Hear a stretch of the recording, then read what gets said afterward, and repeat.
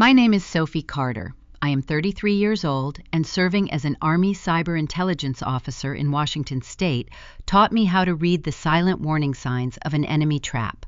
My husband Julian texted me on the day I returned from a grueling training rotation at Joint Base Lewis McChord. His message read, "Do not be late tonight. Mom has a surprise waiting for you." I drove home to our Bellevue estate with my 1-year-old daughter Emma buckled safely in her car seat, smiling the entire way.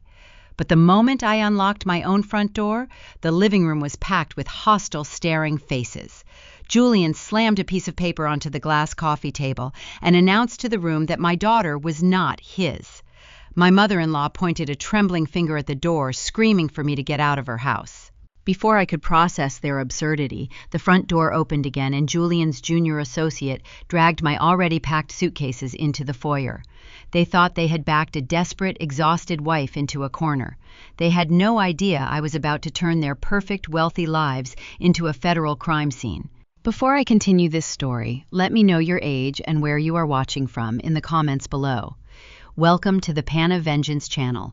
Hit like and subscribe if you have ever had to show a toxic family exactly what happens when they cross the wrong woman. The deadbolt sliding back had echoed too loudly in the foyer. I stepped over the threshold, my combat boots landing softly on the Brazilian cherry hardwood. Emma, tucked securely against my chest in her carrier, let out a soft, sleepy sound. I expected the familiar scent of roasted chicken or the lavender diffuser Julian usually kept running. Instead, a distinct metallic odor hit my trained senses. Sulfur, rotten eggs. It was just a trace, clinging to the stagnant air near the hallway vents. I stepped into the living room and hit a wall of suffocating silence. Julian stood by the marble fireplace wearing his tailored slate gray suit. His posture was rigid, his eyes darting to the floor rather than meeting mine. His right hand twitched, nervous fingers twisting the silver band of a vintage Rolex on his wrist. It was an heirloom that belonged to his prodigy cousin Oliver, who passed away 4 years ago. Julian never wore it on casual Fridays. Today, his fingers clung to it like a lifeline. Beside him stood his mother Victoria. Her chin was raised, her lips pressed into a thin, bloodless line. Off to the side, lingering near the entryway, was Paige. Julian's 26-year-old junior associate refused to make eye contact. Her knuckles were white as she gripped the handles of my 2 large suitcases. Julian cleared his throat, the sound hollow in the large room. He pointed to a single sheet of paper resting on the glass coffee table. "She is not my child, Sophie," he said. His voice wavered, lacking the polished cadence he normally used during his investor pitches. Victoria stepped forward, pointing a manicured finger toward the open front door. "Get out of my house," she spat. "You disgust me." She lunged her hands, reaching out to snatch Emma from the carrier. My body reacted before my conscious mind formed a thought. A decade of military cyber intelligence training and countless hours of close-quarters combat drills took over. I pivoted my hips, shielding my daughter with my torso. My left hand shot out, intercepting Victoria's wrist. I did not strike her. I applied a textbook joint lock, twisting her wrist just a fraction of an inch, enough to force her center of gravity downward. Victoria gasped, her knees hitting the hardwood with a dull thud. "Touch her again, and I will break it," I said, my voice dropping to a calm, icy register. I released her arm. Victoria scrambled backward, clutching her wrist and staring at me as if I had pulled a weapon. I stepped around her and leaned over the coffee table to inspect the supposed bombshell. The document bore a generic medical crest. It took my eyes exactly 3 seconds to dismantle the lie. The text was printed in Calibri. The Defense Health Agency mandates Times New Roman for all official diagnostic reporting. I scanned the bottom of the page. The specimen barcode was a standard 8-digit commercial sequence, lacking the required 12-digit alphanumeric military code for TRICARE dependents. It was a cheap online template. I looked up at Julian. He was sweating. The man who managed multi-million-dollar portfolios looked like a cornered animal. I reached into my uniform pocket, retrieved my military identification badge, and dropped it onto the glass table next to the forgery. The heavy metal clattered in the silence. "If anyone tries to block this door," I instructed, keeping my gaze locked on my husband, "I will call the provost marshal and have you charged with the attempted federal kidnapping of a military dependent." I turned my back on them, grabbed the handle of my tactical duffel, and walked out into the cool Washington evening. As I strapped Emma into her car seat, my mind raced, processing the variables. A fake DNA test printed at a civilian shop, an impromptu ambush designed to get me out of the house immediately. I glanced back at the dark windows of our Bellevue home. Why did the hallway smell like sulfur? And why did the man who just successfully evicted his wife look terrified out of his mind? The rain slicked the dark Seattle streets as I navigated my heavy armored vehicle toward the downtown corridor. The rhythmic sweep of the windshield wipers was the only sound inside the cabin. I kept my eyes scanning the rearview mirror, tracking the headlights of the cars behind me. My training dictated that an enemy who executes an ambush in your own home will likely attempt to track your retreat. I drove a randomized route, taking 3 unexpected detours through the industrial district before finally descending into the subterranean parking garage of a secure extended stay hotel. I chose a corporate suite booked under a sanitized alias I maintained for specialized training deployments. Once inside the room, I locked the deadbolt and engaged the secondary security chain. The space was sterile, functional, and quiet. I walked the perimeter of the room, running a localized radio frequency scan with my phone to ensure the space was clean of listening devices. Only when the sweep came back clear did I unbuckle Emma from her carrier. I set my daughter down in the center of the large king-size mattress. She babbled softly, unaware that her world had just shifted on its axis. I peeled off my damp combat fatigues. The fabric felt heavy burdened by the lingering stench of sulfur from my own hallway. I needed to shed the defensive posture. My mind flashed to Julian, standing by our marble fireplace.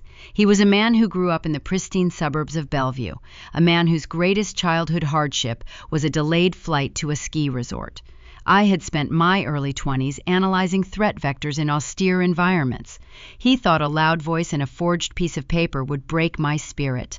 I opened my tactical duffel and pulled out a fitted black undershirt and dark cargo trousers. The physical act of changing gear initiated a psychological reset. The shock of the evening faded, replaced by the cold, familiar hum of operational focus.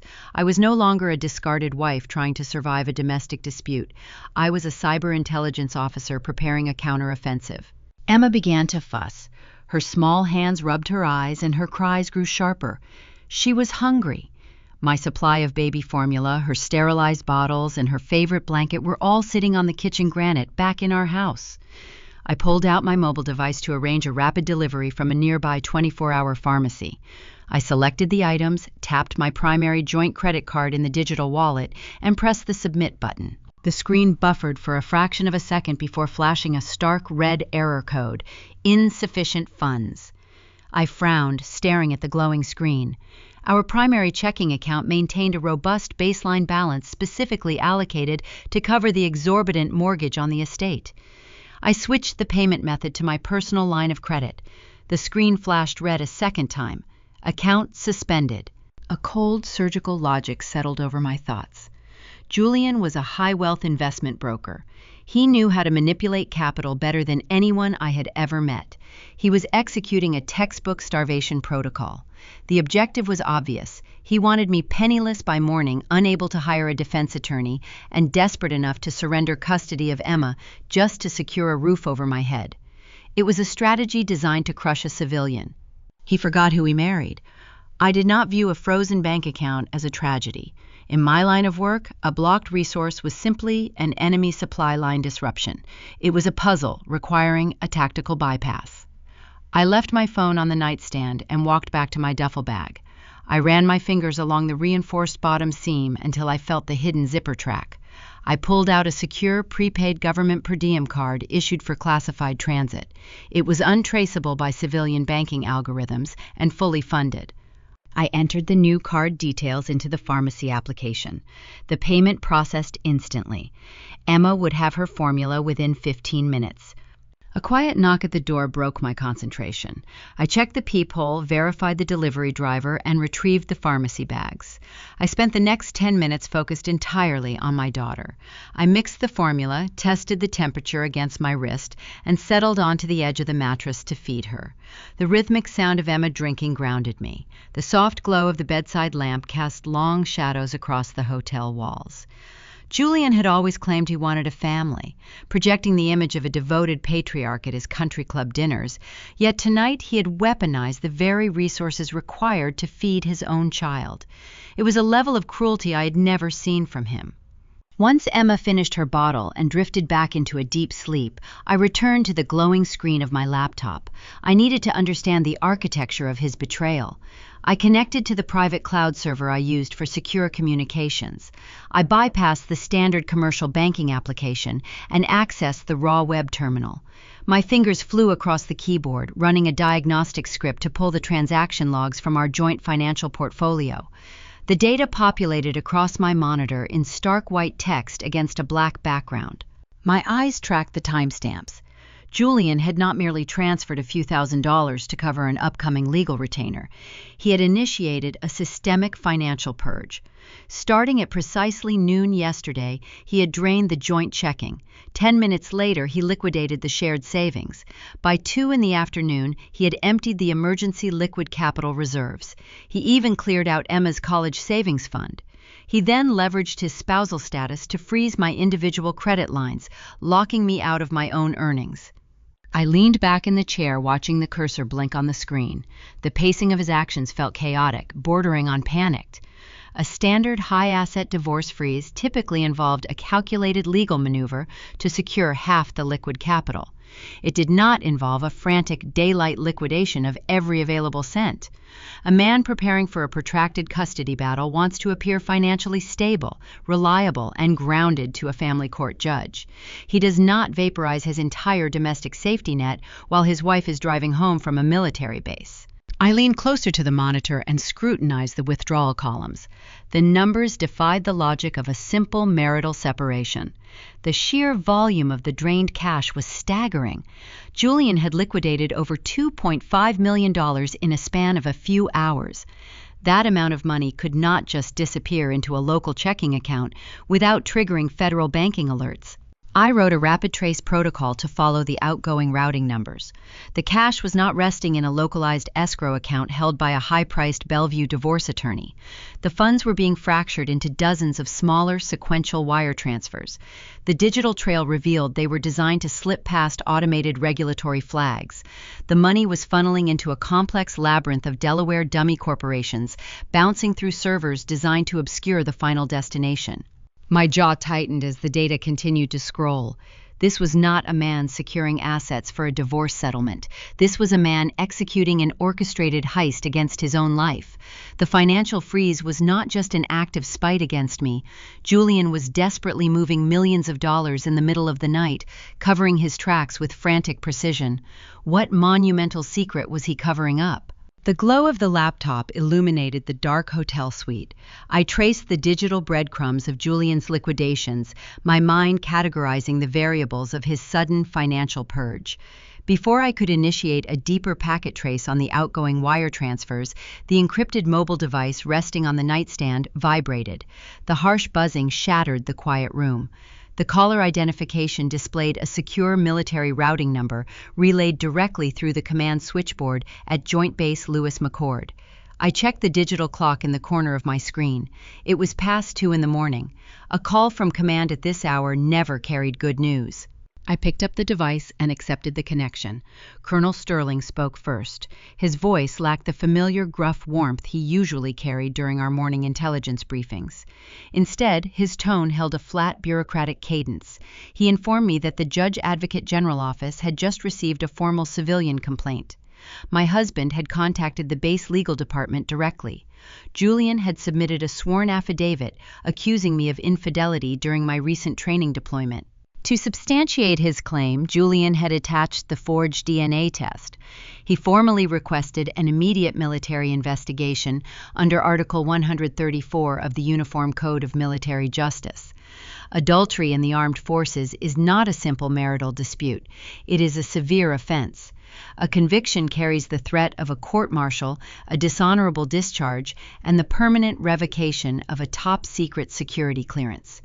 Julian was not just trying to steal my daughter and drain our bank accounts. He was executing a calculated strike to incinerate my military pension and obliterate my career in the cyber intelligence sector. He wanted me unemployable and destitute. The colonel asked if I needed to request emergency leave to secure legal counsel. I did not raise my voice or rush to defend my honor. I kept my breathing steady and my responses clinical. I informed the colonel that the document submitted by my husband was a civilian forgery printed in the wrong typography and lacking all required federal barcodes. I stated clearly that the allegations were a retaliation tactic designed to obscure an ongoing financial theft. The colonel absorbed the information, advised me to gather my counter-evidence quickly, and ended the connection. Julian thought the threat of a military tribunal would send me into a blind panic. He assumed I would spend the next 48 hours frantically calling defense attorneys, leaving him free to finish laundering his liquid assets. He underestimated my defensive posture. A cyber intelligence officer does not leave her personal perimeter unmonitored. 6 months ago, before I departed for my extended training rotation, I noticed a subtle shift in Julian. He was working late, changing his passwords and deflecting simple questions about our mortgage. My gut signaled a threat. I did not waste time arguing or hiring a private investigator. I utilized my specialized skill set. I spent a quiet weekend installing miniature optical sensors inside the smoke detectors and ventilation grates of our Bellevue estate. I wired the hardware to a covert cellular backup, ensuring the data stream bypassed our home wireless router entirely. Julian could reset the network 100 times, and he would never detect the transmission. I opened a secure partition on my laptop and accessed the private cloud server. The screen flickered before dividing into 4 high-definition camera feeds. The living room feed loaded with pristine clarity. The infrared sensors captured the ambient light from the marble fireplace.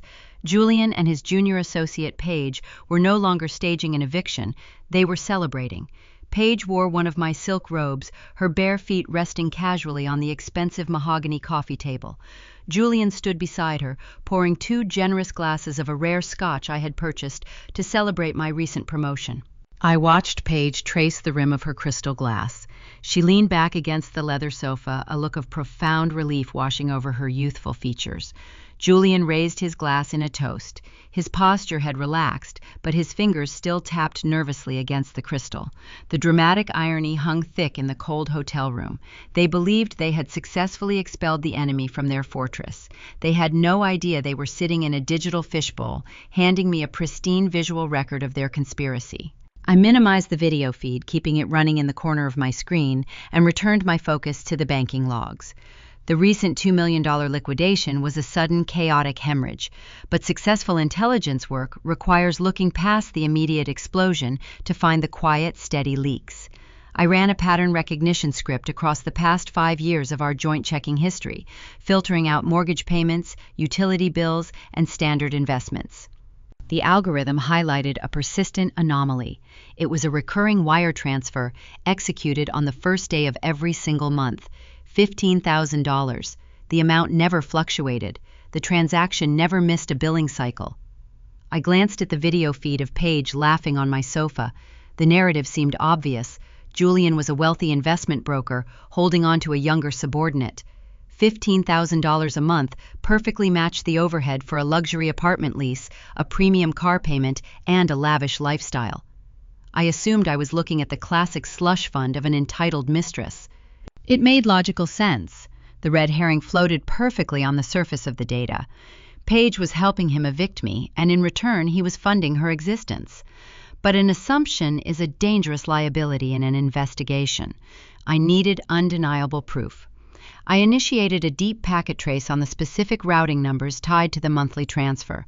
I bypassed the initial layer of a Delaware limited liability company, peeling back the corporate shielding to reveal the true destination network. The progress bar crept across my screen, deciphering the encrypted institutional codes. I watched the numbers untangle themselves from the offshore routing protocols. The final destination did not resolve to a luxury real estate trust or a personal banking account under the name of his junior associate. The system finalized the trace, displaying a localized corporate registry. The $15,000 a month was flowing directly into the operating account of a highly exclusive private medical facility located in downtown Bellevue. I stared at the glowing text, a sudden chill replacing my operational detachment. Julian was in peak physical condition. We shared a premium health insurance policy that covered every conceivable preventative treatment. A man does not route $180,000 a year through a dummy corporation to pay for a standard medical procedure. He only hides clinical payments if the diagnosis threatens to destroy his entire, carefully curated identity. The financial freeze was no longer the most pressing mystery. Why was my husband secretly funding a medical facility in the middle of the night? A sharp, sudden knock at the hotel door shattered the quiet hum of the room. My training dictated an immediate tactical response. I did not call out to ask who was there. I stepped silently away from the glow of my laptop, moving flush against the wall beside the doorway. I verified Emma was still sound asleep in the center of the mattress, out of any direct line of sight. Peering through the security lens, I studied the hallway. A man stood under the harsh fluorescent lighting, his shoulders hunched, water dripping from the hem of a dark trench coat. He was not a delivery driver. He was not hotel security. It was Lucas Pierce. Julian's estranged younger brother looked nothing like the confident, polished elite of the Pierce family. Lucas had always been the designated outcast. While Julian wore custom Italian suits and hosted lavish charity galas, Lucas chose the tedious, unglamorous life of a corporate compliance auditor for a downtown clearinghouse. Victoria openly despised his refusal to pursue high society wealth, frequently dismissing him at holiday dinners as a clerical worker. Julian simply treated him like a pedestrian. Yet here he was, standing outside my secret location at 3 a.m, shivering and breathing heavily. I unlocked the deadbolt and pulled the door open just enough to block his entry. Lucas did not offer a polite greeting. His eyes darted up and down the empty hallway before locking onto mine. His face was pale, his jaw clenched so tightly the muscles trembled. He pushed past my defensive stance, stepping into the suite without waiting for an invitation. I secured the door, turning to face him. I kept my posture relaxed, but prepared for an escalation. Lucas did not look like a man dispatched by his family to negotiate a divorce settlement. He looked like a man running for his life. He reached inside his soaked coat, pulled out a thick, leather-bound corporate ledger, and tossed it directly onto the bed next to my sleeping daughter. The heavy book landed with a muted thud. "I am not here to defend him," Sophie Lucas said. His voice cracked, betraying a deep, visceral terror. "I am here to save myself." I crossed my arms, observing his frantic energy.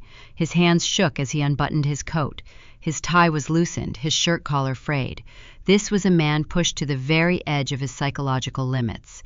I gestured toward the ledger on the mattress, urging him to explain his unauthorized intrusion. Lucas took a ragged breath, pointing a trembling finger at the leather binding. "He is drowning. All of it was a lie. The investment firm, the portfolios, the country club swagger. Julian leveraged his client capital on high-risk derivatives, and the market turned on him last quarter." I stepped closer to the bed, letting his words process through my analytical filters. A bad quarter for a Bellevue broker usually meant a reduced annual bonus, not a midnight financial purge. "It is a $6 million margin call," Lucas clarified, reading the skepticism in my silence. The institutional lenders demanded immediate liquid capital to cover the trading losses. He had zero liquidity. He secretly remortgaged your Bellevue estate weeks ago to buy time, but the lenders called the debt due today. The pieces of the evening began to snap together with chilling precision. The sudden ambush, the forged DNA test, the theatrical eviction executed in front of an audience. It was never about infidelity or martial discontent. It was a calculated smokescreen. Julian needed me physically removed from the premises and legally disoriented so he could liquidate my personal assets, empty the joint reserves, and patch his bleeding debt without interference. But a brother discovering financial ruin did not explain the sheer panic radiating from Lucas.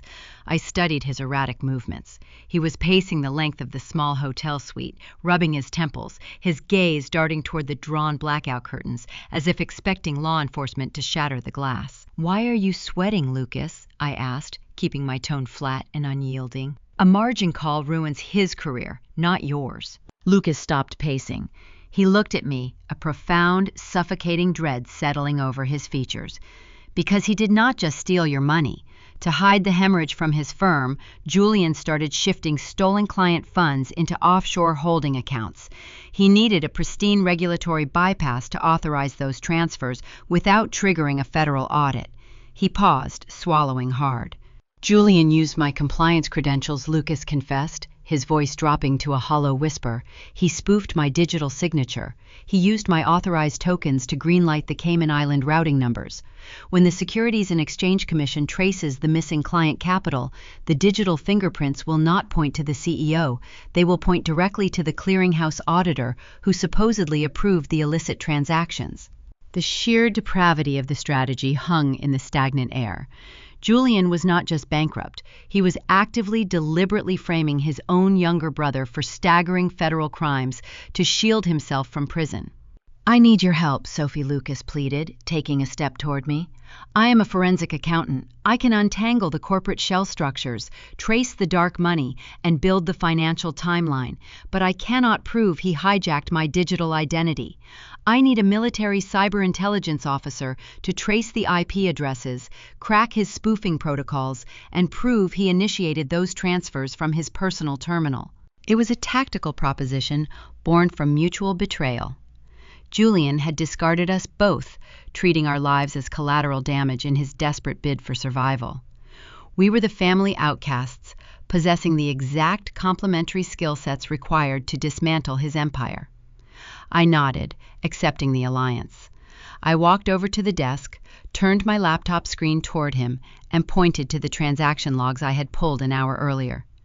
"Start with this," I instructed. Lucas leaned over the keyboard, his eyes scanning the endless rows of outgoing wire transfers.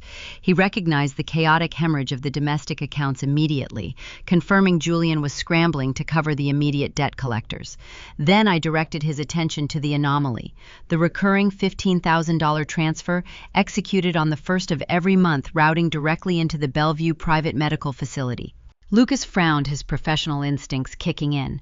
His fingers flew across my keyboard, minimizing my terminal windows and opening a specialized forensic auditing software he carried on a secure flash drive. He imported the routing data, running the numbers against a proprietary medical billing registry.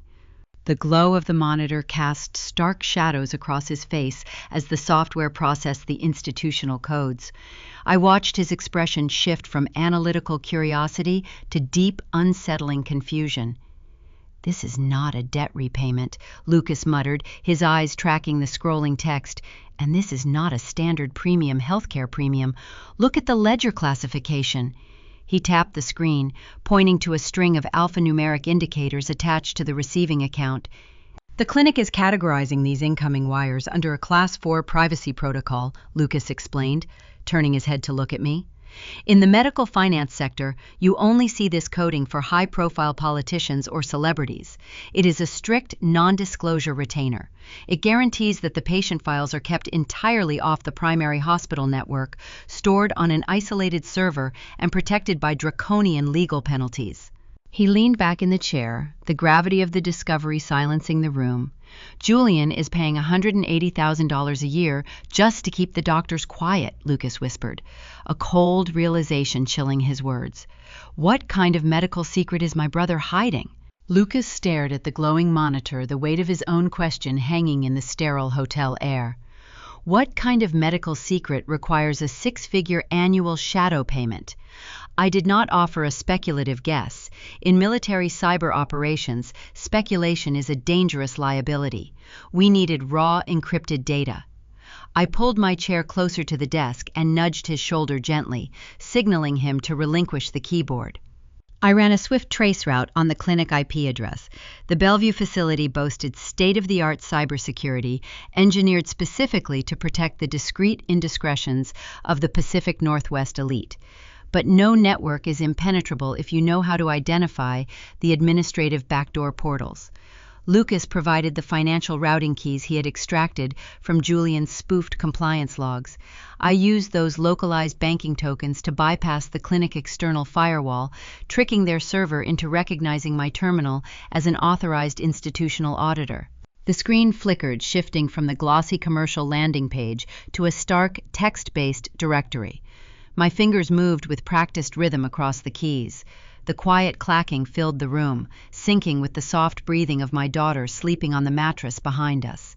I navigated through the labyrinth of patient databases, ignoring the standard medical records. I targeted the isolated VIP server, the digital vault, where the clinic stored files tied to Class 4 privacy protocols. I cross-referenced Julian's dummy corporation routing numbers with the billing intake registry. A single encrypted file materialized on the screen. It was locked behind a secondary biometric wall. I initiated a brute force decryption script I had developed during a cyber warfare training exercise. We sat in silence, watching the progress bar crawl across the monitor. Lucas gripped the edge of the desk, his knuckles stark white under the harsh blue light. The decryption protocol finalized with a soft chime. The document snapped open. It was an executive health summary dated 14 years ago, marked with red restricted access stamps. The patient name was clearly printed as Julian Pierce. I scanned past the routine blood panels and standard vital metrics, searching for the clinical justification behind the exorbitant retainer.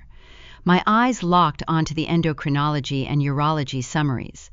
The medical terminology was dense, but the final diagnostic conclusion was typed in bold, undeniable letters. Severe bilateral epididymitis, resulting from an untreated systemic infection at age 19. I read the prognosis aloud, my voice devoid of any inflection. Azoospermia, complete irreversible sterility, 0 viable sperm count. The air in the hotel suite seemed to evaporate. Lucas slumped back into his chair, running a trembling hand over his face. "He is sterile," Lucas whispered the syllables, catching in his throat. "Julian has been sterile since college." The psychological architecture of my husband suddenly snapped into terrifying focus. Julian was a man consumed by his own image. He paraded through country club galas projecting the aura of a flawless alpha male, the golden heir to the Pierce legacy. The revelation that he was a genetic dead end, physically incapable of continuing his precious bloodline, must have nearly destroyed his fragile ego. He paid the clinic $180,000 a year to bury that diagnosis on an off-grid server. He was terrified his high society peers, or worse, his domineering mother Victoria, would discover his biological failure. A cold, sharp dread began to creep up my spine. It had nothing to do with Julian's bruised narcissism or his financial ruin. The logic puzzle in my mind hit a catastrophic contradiction. I turned my head slowly, looking past Lucas, my gaze settling on the portable crib where my 1-year-old daughter slept peacefully. 14 months ago, before I deployed for my specialized training rotation, Julian and I had agreed to undergo in vitro fertilization. We wanted to secure a pregnancy before I shipped out. He had played the role of the devoted, supportive husband to perfection. He drove me to every single appointment. He sat in the waiting room holding my hand. He walked into the private clinical room to provide his sample. He bought me expensive roses and celebrated when the doctor called to confirm the embryo transfer was successful. But if Julian was fundamentally sterile, his sample would have been entirely useless. The laboratory technicians would have known instantly. They would have called us into a private consultation room and explained that the cycle was a failure due to severe male factor infertility. Instead, they called and told us we had a perfectly healthy, highly viable embryo, ready for implantation. My chest tightened, the walls of the hotel room blurring as a visceral memory overtook my senses. The hum of the hotel air conditioning faded, replaced by the low, steady drone of the fertility clinic ventilation system. The scent of rain-soaked asphalt morphed into the sharp, biting odor of medical-grade antiseptic and lavender tea. I was sitting in the plush recovery lounge of the Bellevue Clinic. My body was bruised and exhausted from endless rounds of hormone injections. The retrieval procedure was scheduled in less than an hour. The door to the lounge opened. Victoria Pierce stepped into the room. She wore a pristine tailored blazer, the diamonds on her wrists catching the harsh overhead lights. She held a delicate porcelain cup of herbal tea, her face arranged into an uncharacteristic expression of overwhelming maternal care. She sat in the leather chair beside me, placing the teacup on the side table. Her perfume, a heavy floral scent, suffocated the sterile air of the room. Let me handle the administrative burden at the front desk, Sophie Victoria had said, her voice smooth and dripping with fabricated warmth. You just focus on resting for the procedure. Let me take care of the paperwork for the family. At the time, I thought she was finally accepting me. I thought the prospect of a grandchild had softened her elitist exterior. I handed her my intake folder, trusting her to submit my final consent forms to the laboratory director. The memory dissolved, snapping me back to the cold reality of the hotel suite. My hands clenched into fists, my fingernails digging painfully into my palms. Victoria was not being kind. She was acting as a gatekeeper. She had deliberately isolated me in that recovery lounge to control the chain of custody for the biological materials. Julian knew he was sterile, and Victoria knew her golden son was a genetic failure. To a family obsessed with their generational wealth and pure high society status, using an anonymous sperm donor was an unacceptable disgrace. They could not stomach the thought of a stranger's DNA inheriting the Pierce empire. I looked at Lucas. His eyes were wide, reflecting the exact same horrifying realization chilling my blood. He was a forensic auditor trained to track missing money, but the sheer moral bankruptcy of his own family left him speechless. I had remained unquestionably faithful to my husband. I carried that child for 9 months. I endured the grueling physical toll of childbirth. I knew with absolute certainty that I was her mother. But if Julian was physically incapable of being the father, and I had exclusively used that specific Bellevue clinic to conceive her, Lucas, I said, my voice dropping to a dangerous, unyielding whisper that seemed to lower the temperature in the room, if my husband is entirely sterile, whose genetics did that clinic implant inside my body? The question hung in the stagnant air of the hotel suite. If Julian was fundamentally incapable of providing a viable sample, and I had exclusively utilized that specific Bellevue facility to conceive my daughter, whose genetics resided in the child currently sleeping on the mattress behind me, I did not wait for Lucas to formulate a speculative answer. In the cyber intelligence sector, speculation is a fatal vulnerability. Only authenticated data dictates the next maneuver. I needed unassailable proof. A civilian medical center could be compromised, bribed, or delayed by high-priced attorneys. I closed my encrypted laptop and instructed Lucas to maintain a strict overwatch on his brother's offshore routing numbers. I gathered my tactical duffel, secured Emma in her portable carrier, and walked out into the damp Seattle dawn. The drive south toward Joint Base Lewis McChord offered a brief window of tactical clarity. The rain had cleared, leaving the morning sky a bruised slate gray. I bypassed the civilian traffic lanes and approached the heavily fortified military gates. The sentry scanned my identification badge, offered a crisp salute, and waved my heavy vehicle through the perimeter. Crossing onto the federal installation brought a familiar grounding sensation. This was my territory. I parked outside the primary base medical center and walked straight into the genetics diagnostics department. Because Julian had formally filed a civilian complaint attempting to trigger an Article 134 investigation under the Uniform Code of Military Justice, this was no longer a simple domestic dispute. It was an active threat against my commissioned rank and my federal security clearance. I sat in the sterile, brightly lit office of the chief medical officer. I explained the situation with clinical precision. I required an expedited chain of custody paternity screening. I needed my DNA and my daughter's DNA mapped and cross-referenced against the military database. The commander understood the severe gravity of the UCMJ allegations.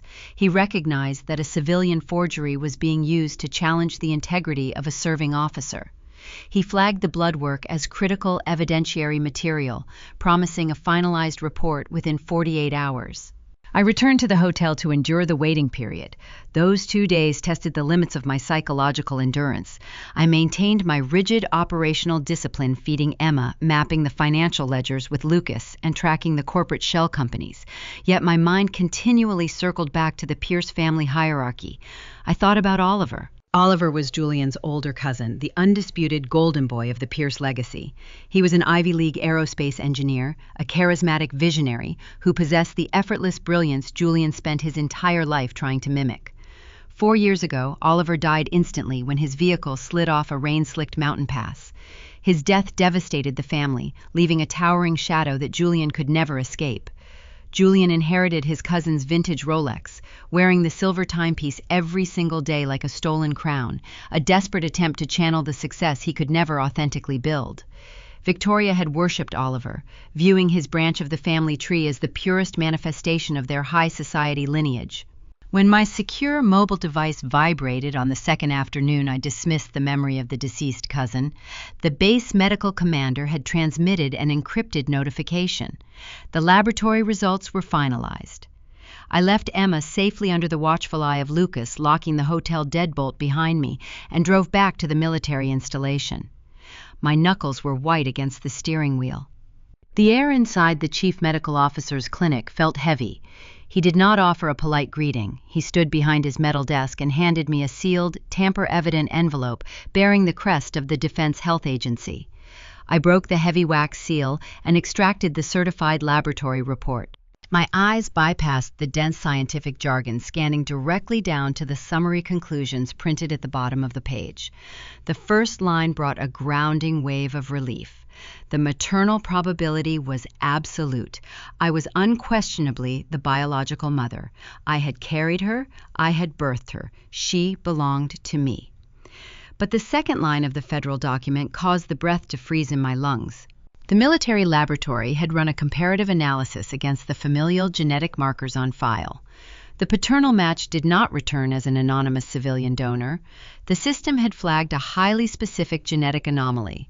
The shared DNA between my husband and my daughter was calculated at exactly 25%.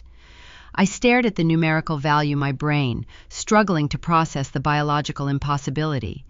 25% is not a father. The medical officer leaned forward, resting his hands flat on the desk. His expression was grim, reflecting the deeply unsettling nature of the data. "Captain Carter," he said, his voice quiet but echoing off the cinder block walls, "Julian Pierce is not the father of this child. A 25% genetic overlap indicates a secondary degree of consanguinity. Genetically speaking, your husband is the uncle." The sterile walls of the clinic seemed to warp. An uncle! The puzzle pieces violently slammed together in my mind, forming a picture so depraved it defied basic human decency. Julian had no siblings other than Lucas, and Lucas had been standing next to me the entire week. The only other person who shared that specific genetic overlap was a ghost, Oliver. My chest tightened so painfully I thought my ribs might splinter. Oliver had preserved his genetic material at that exact Bellevue fertility clinic years before his fatal mountain crash. The chilling, undeniable truth sank into my bones like ice. Victoria Pierce did not just fake a DNA test to evict me from my home. 14 months ago, she orchestrated a profound, illegal medical conspiracy. She knew her golden son Julian was entirely sterile. She knew he was a genetic failure. To a matriarch utterly obsessed with generational wealth and high society bloodlines, utilizing a random anonymous sperm donor was an unforgivable disgrace. She could not stomach the idea of a stranger's DNA inheriting the Pierce empire. She took control of the clinic paperwork, while I sat vulnerable in the recovery lounge. Victoria used her immense wealth to bribe the clinic director. She paid him to secretly discard the anonymous donor sample I had legally consented to use, replacing it with the preserved genetics of her deceased nephew. They turned my body into a non-consensual incubator. They orchestrated a medical assault to resurrect the ghost of the Pierce family, bypassing every ethical and federal law to protect Julian's fragile ego and maintain their pristine lineage. They stole my physical autonomy. I closed my eyes, suppressing a sudden rising wave of nausea. The betrayal transcended financial theft. It was a structural violation of my humanity. When I opened my eyes, the civilian mother was gone.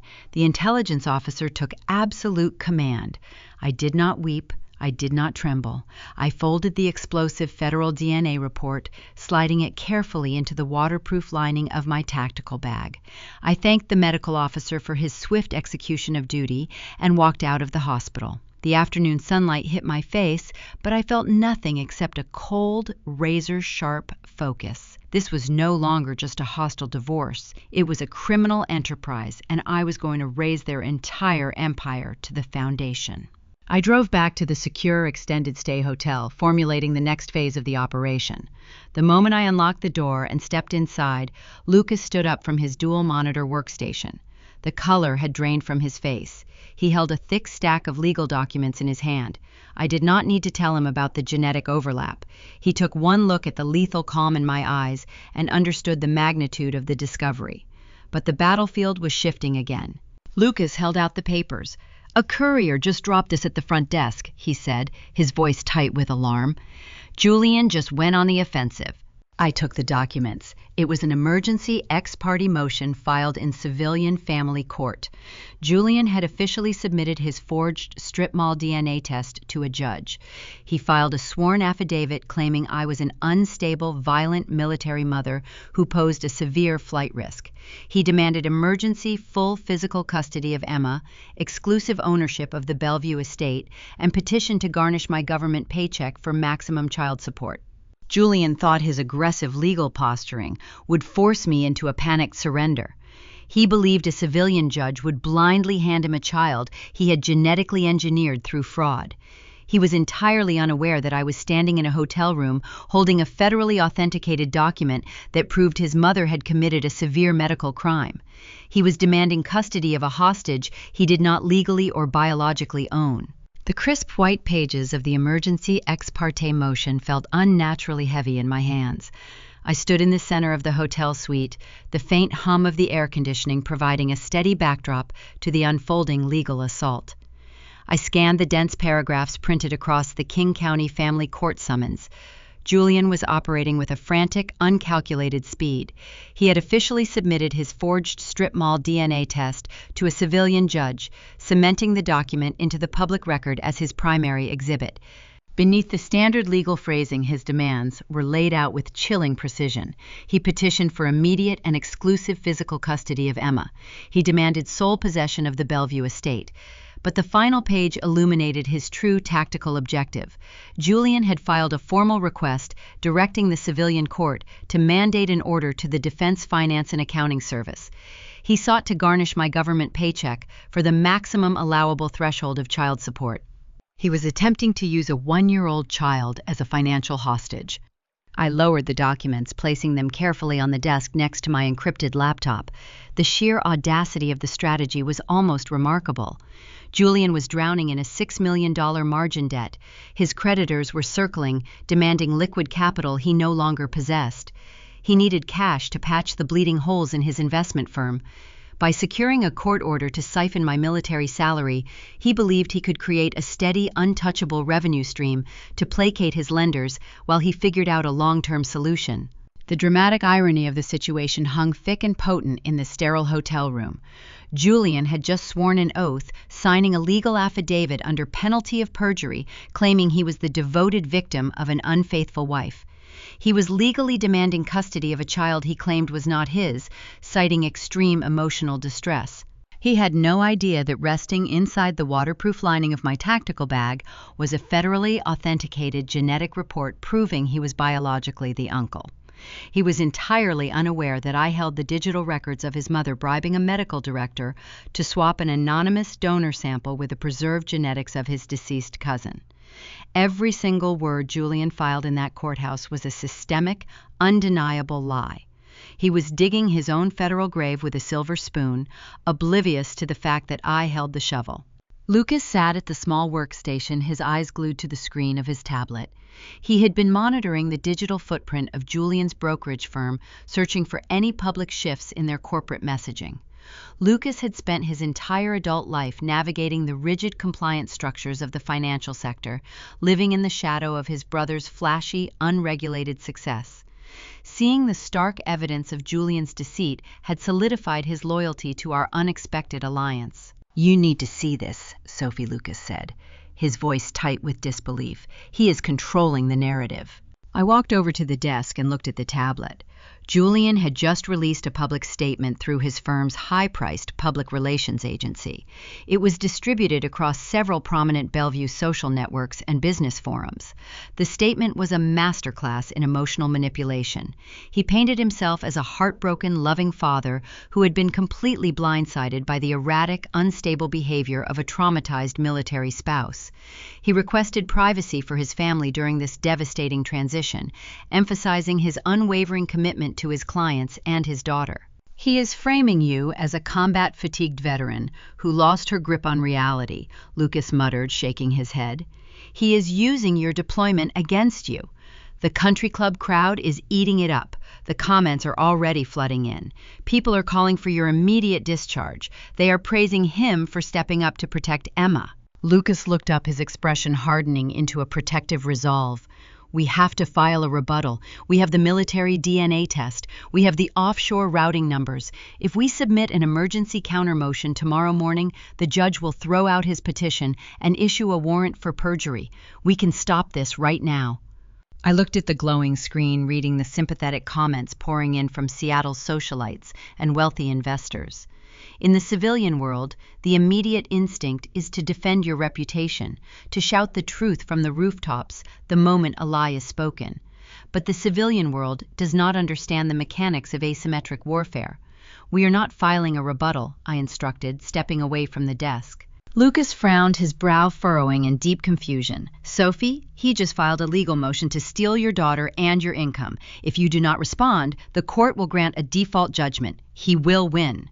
He will win a temporary procedural victory based on a forged document, I corrected, keeping my tone perfectly level.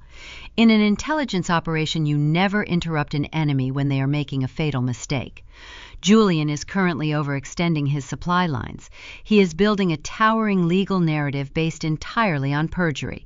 If we strike now, he might find a way to pivot. He might claim his lawyer made an administrative error or throw the print shop owner under the bus. I turned to face Lucas, letting the cold reality of the strategy settle over the room. We are going to let him testify, I stated. We are going to let him walk into a courtroom, place his hand on a Bible, and swear to a civilian judge that his forged DNA test is authentic. We are going to let him claim he is the victim. The higher he builds his pedestal of lies, the harder the impact will be when we shatter the foundation. Silence is our greatest asset. Let him feel invincible. An arrogant target is a careless target. Lucas absorbed the strategy. The anxious tension in his shoulders slowly unspooled, replaced by a grim, calculating understanding. He realized I was not interested in a simple divorce settlement or a quiet legal victory. I was engineering a total, inescapable annihilation of Julian's entire existence.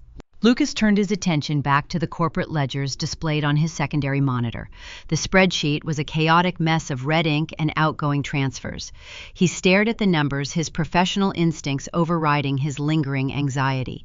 He began tapping his pen against the desk, a rhythmic sound that indicated a shift in his analytical processing. Something is wrong with this timeline, Lucas murmured, his eyes narrowing at the glowing data. I walked back to the workstation. Define wrong.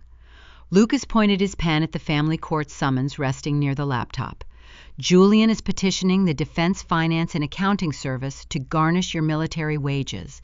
He wants maximum child support and spousal maintenance. That is the standard extortion playbook, I replied. He wants to drain my resources. Yes, Lucas agreed, looking up at me, but wage garnishment through a federal military system is notoriously slow. Even with an emergency court order, it takes a minimum of 60 to 90 days for the bureaucracy to process the mandate and route the funds to a civilian account. Lucas shifted the spreadsheet to the center of the screen, highlighting the staggering negative balance of Julian's corporate portfolio. Julian does not have 60 days, Lucas stated, his voice dropping to a tense, urgent register. A $6 million margin call is not a slow bleed. It is an immediate, catastrophic guillotine. Institutional lenders do not wait for family court settlements. They seize assets within 72 hours. If he does not provide liquid capital by the end of the week, they will lock the doors to his firm, seize his licenses, and freeze his domestic holdings. The logic was flawless. The financial math did not align with the legal strategy. Julian was a highly educated broker. He knew the glacial pace of the military pay system. He knew a few $1,000s a month in extorted child support would never satisfy a multi-million-dollar institutional debt. The custody petition is a diversion, I realized the chilling truth, crystallizing in the quiet room. It is a stalling tactic, Lucas confirmed. He is tying you up in a highly publicized emotional family court battle, so you are too distracted to look at his corporate accounts. He wants everyone looking at the heartbreak of a failed marriage instead of the crater in his investment firm. I stared at the red numbers on the screen. The financial starvation, the forged DNA test, the public smear campaign, none of it was designed to actually win a long-term custody battle. It was all a frantic, desperate smokescreen deployed to buy him a fraction of time. But time to do what? Julian knew his firm was dead. He knew the debt was insurmountable. A man with his level of vanity would never subject himself to the public humiliation of bankruptcy, nor would he face the federal regulators waiting to dissect his offshore transfers. The margin debt is accelerating, I said, my eyes tracking the final outgoing wire transfers from his personal checking. The extortion will not pay out fast enough to save him. He has no liquid capital left to steal from us. Lucas looked at me, a profound sense of dread returning to his features. He is getting desperate, Lucas whispered. What is his exit strategy? I needed specialized cryptographic hardware to bypass the secondary firewalls guarding Julian's offshore Cayman accounts. Lucas possessed the financial compliance tokens, but his standard auditing software lacked the brute force decryption protocols required to shatter a foreign institutional barrier. I had a trusted contact who managed tactical communications gear near the industrial district, a veteran who operated well outside the purview of civilian corporate surveillance. I left Lucas at the hotel workstation, instructing him to maintain a strict overwatch on the dummy corporations. I carried Emma down to the subterranean parking garage and secured her into the reinforced car seat in the back of my government-issue vehicle. The SUV was a modified heavy chassis model, equipped with upgraded suspension and ballistic plating, designed specifically for high-threat transit operations. The Seattle sky had opened up, unleashing a steady, icy downpour that coated the steep asphalt in a slick, treacherous sheen. The windshield wipers beat a rhythmic tempo against the glass. Emma babbled quietly in the back seat, mesmerized by the blurred neon streetlights passing through the rain. I navigated the winding incline of Queen Anne Hill, my mind categorizing the shifting parameters of our counteroffensive. The extortion attempt in family court was a distraction. The margin debt was the true ticking clock. Julian was out of time, out of liquid capital, and backed into a corner. My descent toward the downtown corridor required navigating a notoriously steep avenue that fed directly into a busy four-lane commercial intersection. The gradient of the road was unforgiving. The traffic light at the bottom of the incline burned a solid red. A line of civilian vehicles was already stopped, their brake lights reflecting off the wet pavement as they waited for the cross traffic to clear. I was moving at 40 miles per hour. I took my foot off the accelerator and pressed the brake pedal to initiate a standard deceleration. The pedal hit the floorboard. There was zero hydraulic resistance, no pressure building in the lines, no reassuring friction of brake pads gripping the steel rotors. There was just empty, terrifying space beneath my boot. I pumped the pedal rapidly, attempting to force any residual fluid through the master cylinder. The pedal slapped uselessly against the rubber floor mat. The heavy SUV was picking up speed, gravity pulling the 2-ton armored chassis down the slick, wet incline. The line of stopped cars rushed toward my windshield with lethal velocity.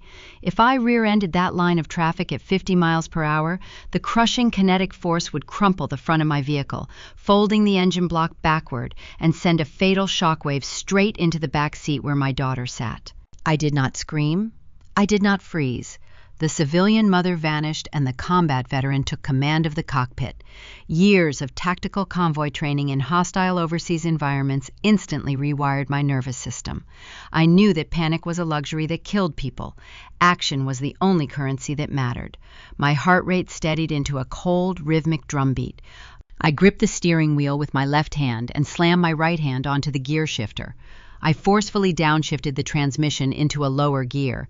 The engine roared in protest, the RPM gauge spiking into the red zone as mechanical resistance fought against the steep momentum of the hill. It scrubbed off 10 miles per hour, but it was not enough to prevent the impending collision. I grabbed the emergency brake lever. Pulling it fully upward would lock the rear wheels, send the SUV into an uncontrollable hydroplane on the wet asphalt, and flip us over. Instead, I engaged the lever incrementally, feathering the tension millimeter by millimeter to create artificial drag without losing steering control. We were 200 yards from the intersection. I needed a physical barrier to absorb the remaining momentum. I scanned the environment. To my right was a steep drop-off lined with fragile wooden utility poles. To my left was a reinforced concrete and steel guardrail separating the avenue from a pedestrian walkway. I braced my body against the seat, checked my rearview mirror to ensure Emma was secure, and jerked the steering wheel sharply to the left. I angled the heavy SUV so the driver's side quarter panel slammed directly into the steel guardrail. The screech of tearing metal was deafening. Sparks showered my windshield in a brilliant orange arc as the heavy steel barrier chewed through the side of my car. I held the steering wheel steady, my forearms burning with the effort of forcing the vehicle to grind against the rail. The intense friction acted as a physical braking mechanism, absorbing the kinetic energy and slowing the vehicle inch by agonizing inch. The car shuddered, groaned, and finally ground to a smoking halt, just 40 feet short of the busy intersection. Silence descended over the interior of the cabin, broken only by the sound of the rain hitting the cracked windshield and the sudden startled crying of my daughter. I unbuckled my seatbelt with shaking hands and vaulted over the center console into the back seat. I checked Emma from head to toe, running my hands over her arms and legs. She was frightened by the noise and the sudden jolt, but she was unharmed. Her reinforced car seat had absorbed the impact flawlessly. I pulled her into my arms, burying my face in her soft hair, allowing myself exactly 3 seconds of profound relief. Within minutes, police sirens wailed in the distance. The authorities blocked off the lane and directed traffic around the smoking wreckage. Because I was an active-duty military officer operating a registered government fleet vehicle, I bypassed the standard civilian impound protocol. I arranged for a heavy-duty tow truck to transport the mangled SUV to a secure, cleared mechanic garage located near the perimeter of the military base. An hour later, I stood in the brightly lit bay of the secure facility, holding Emma against my hip. The lead mechanic, an older veteran with grease-stained hands and a serious demeanor, lowered the hydraulic lift and walked over to me. His expression was grim. He held a heavy metal flashlight in one hand and a clear plastic evidence bag in the other.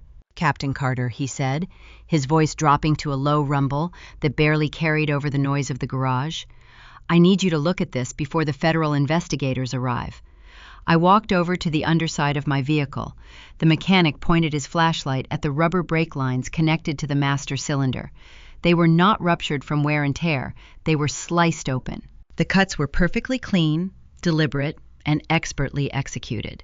The saboteur had not severed the line entirely, which would have caused the brakes to fail before I even left the parking garage. Instead, they made a precise incision to allow the hydraulic fluid to drain out slowly, ensuring the brakes would fail entirely only after I had been driving for a significant distance, maximizing the chance of a fatal high-speed collision. Then the mechanic held up the clear plastic evidence bag. Inside was a small black rectangular device with a heavy magnetic backing. "I found this attached to the interior of your rear wheel well," he stated. "It is a commercial GPS tracker. Somebody wanted to know exactly where you were driving, and they wanted to make sure you never arrived." I stared at the severed brake lines and the tracking device. The cold reality settled deep into my bones.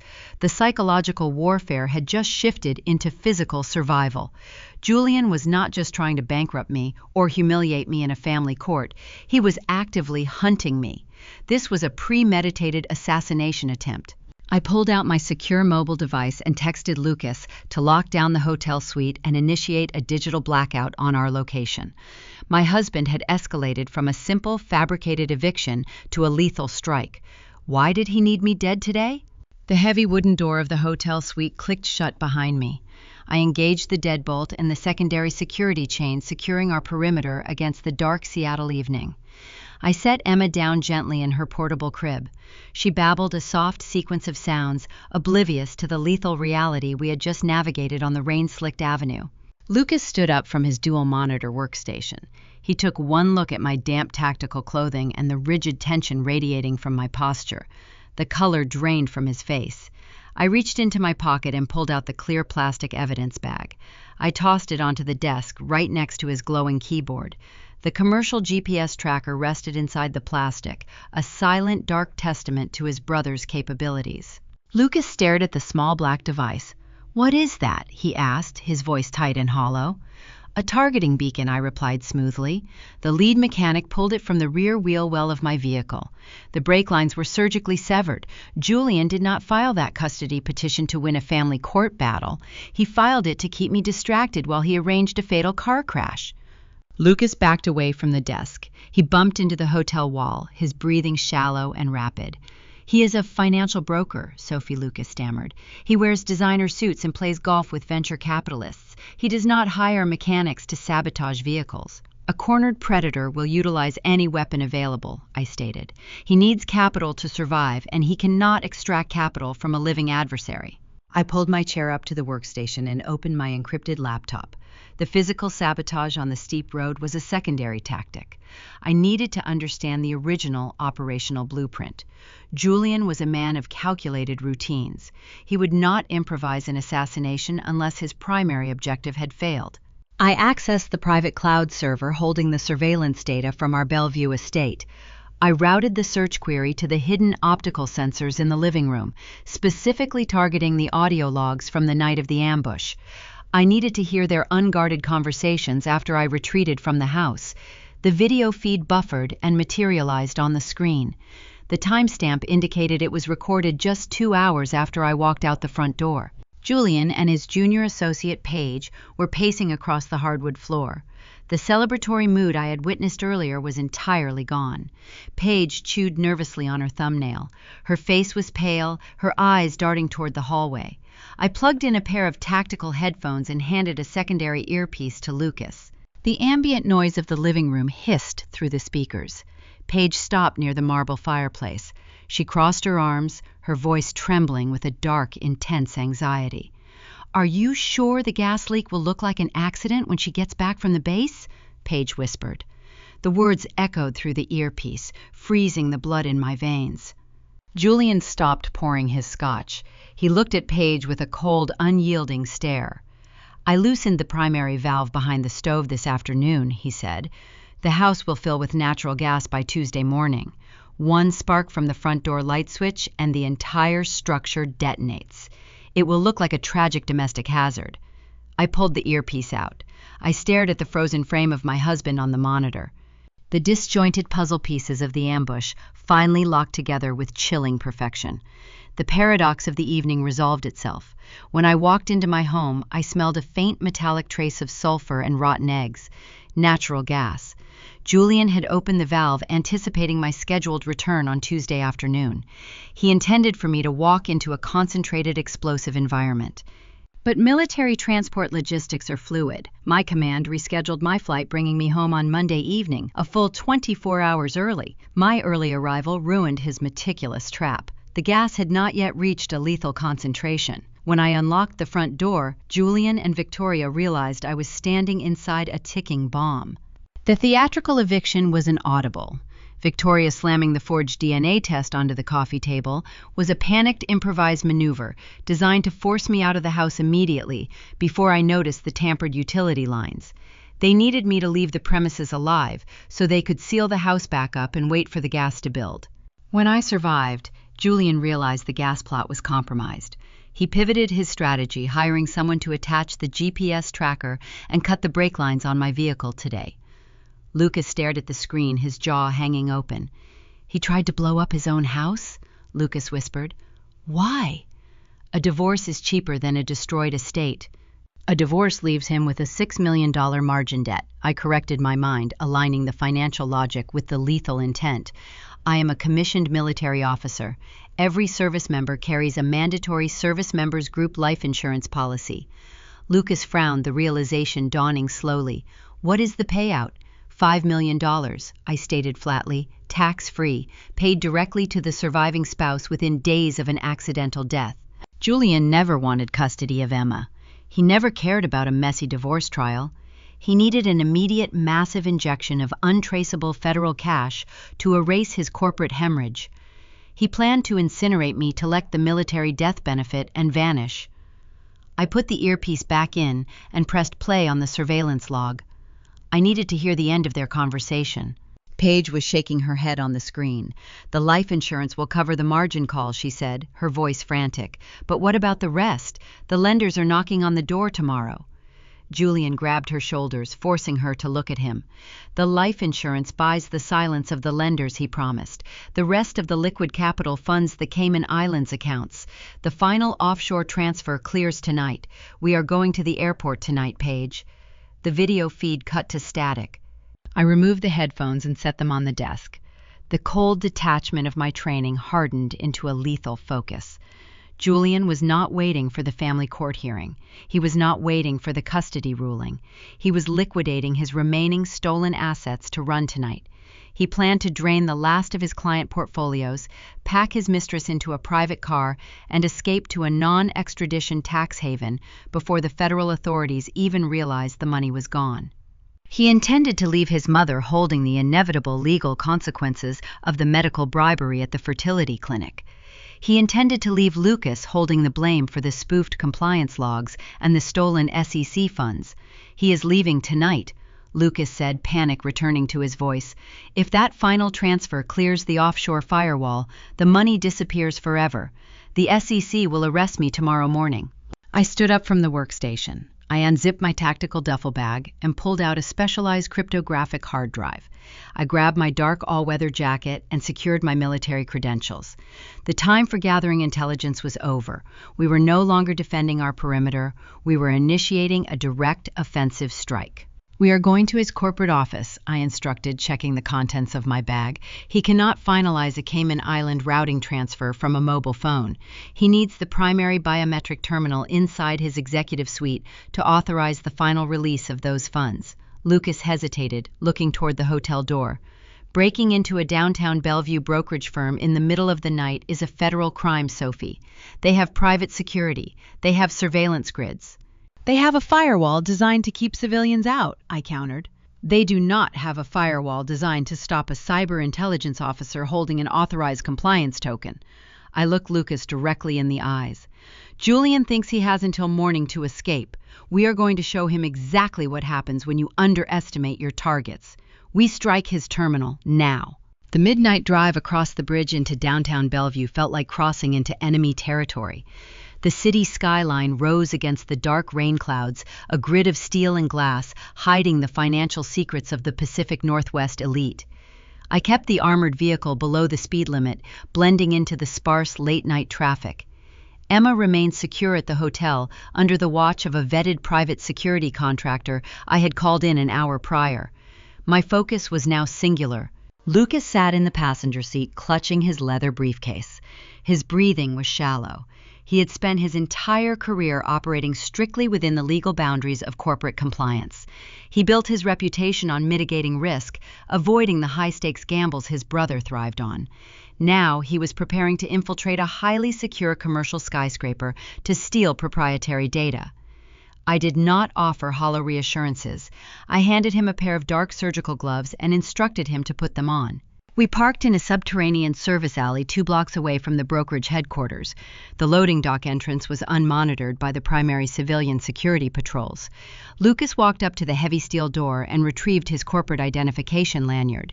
Julian had formally barred him from the executive floors, but my brother-in-law knew the architecture of the compliance grid better than the executives who paid for it. He swiped his biometric badge against the service panel. The card reader flashed green. A heavy mechanical click echoed in the damp alleyway. We stepped into the service corridor. I took the lead, guiding us through the blind spots of the overhead cameras. My military operational training dictated our movement. We hugged the walls, pausing at intersections, moving with silent, deliberate precision. We bypassed the main lobby entirely and accessed the dedicated freight elevator. Lucas keyed in a secondary maintenance override code, sending the car directly to the top floor without triggering the lobby dispatch alerts. The elevator doors opened onto the executive suite. The air up here smelled of rich mahogany and expensive leather. We moved down the plush carpeted hallway toward Julian's corner office. Two heavy frosted glass doors blocked our path. The electronic keypad beside the handle required a unique executive token. Lucas retrieved a specialized decryption dongle from his briefcase. He plugged the device into the interface port beneath the keypad. The dongle was a tool he usually deployed to test network vulnerabilities during routine audits. Today, it served as a digital crowbar. The keypad cycling lights flickered, bypassed the primary authentication server, and unlocked the glass doors. We stepped into Julian's sanctuary. Floor-to-ceiling windows offered a panoramic view of the sleeping city. A massive polished oak desk dominated the center of the room. Lucas immediately moved to the primary computer terminal on the desk. He booted the machine and inserted his encrypted flash drive. His fingers flew across the keyboard. He needed to intercept the outgoing Cayman Islands wire transfer before it cleared the final institutional firewall.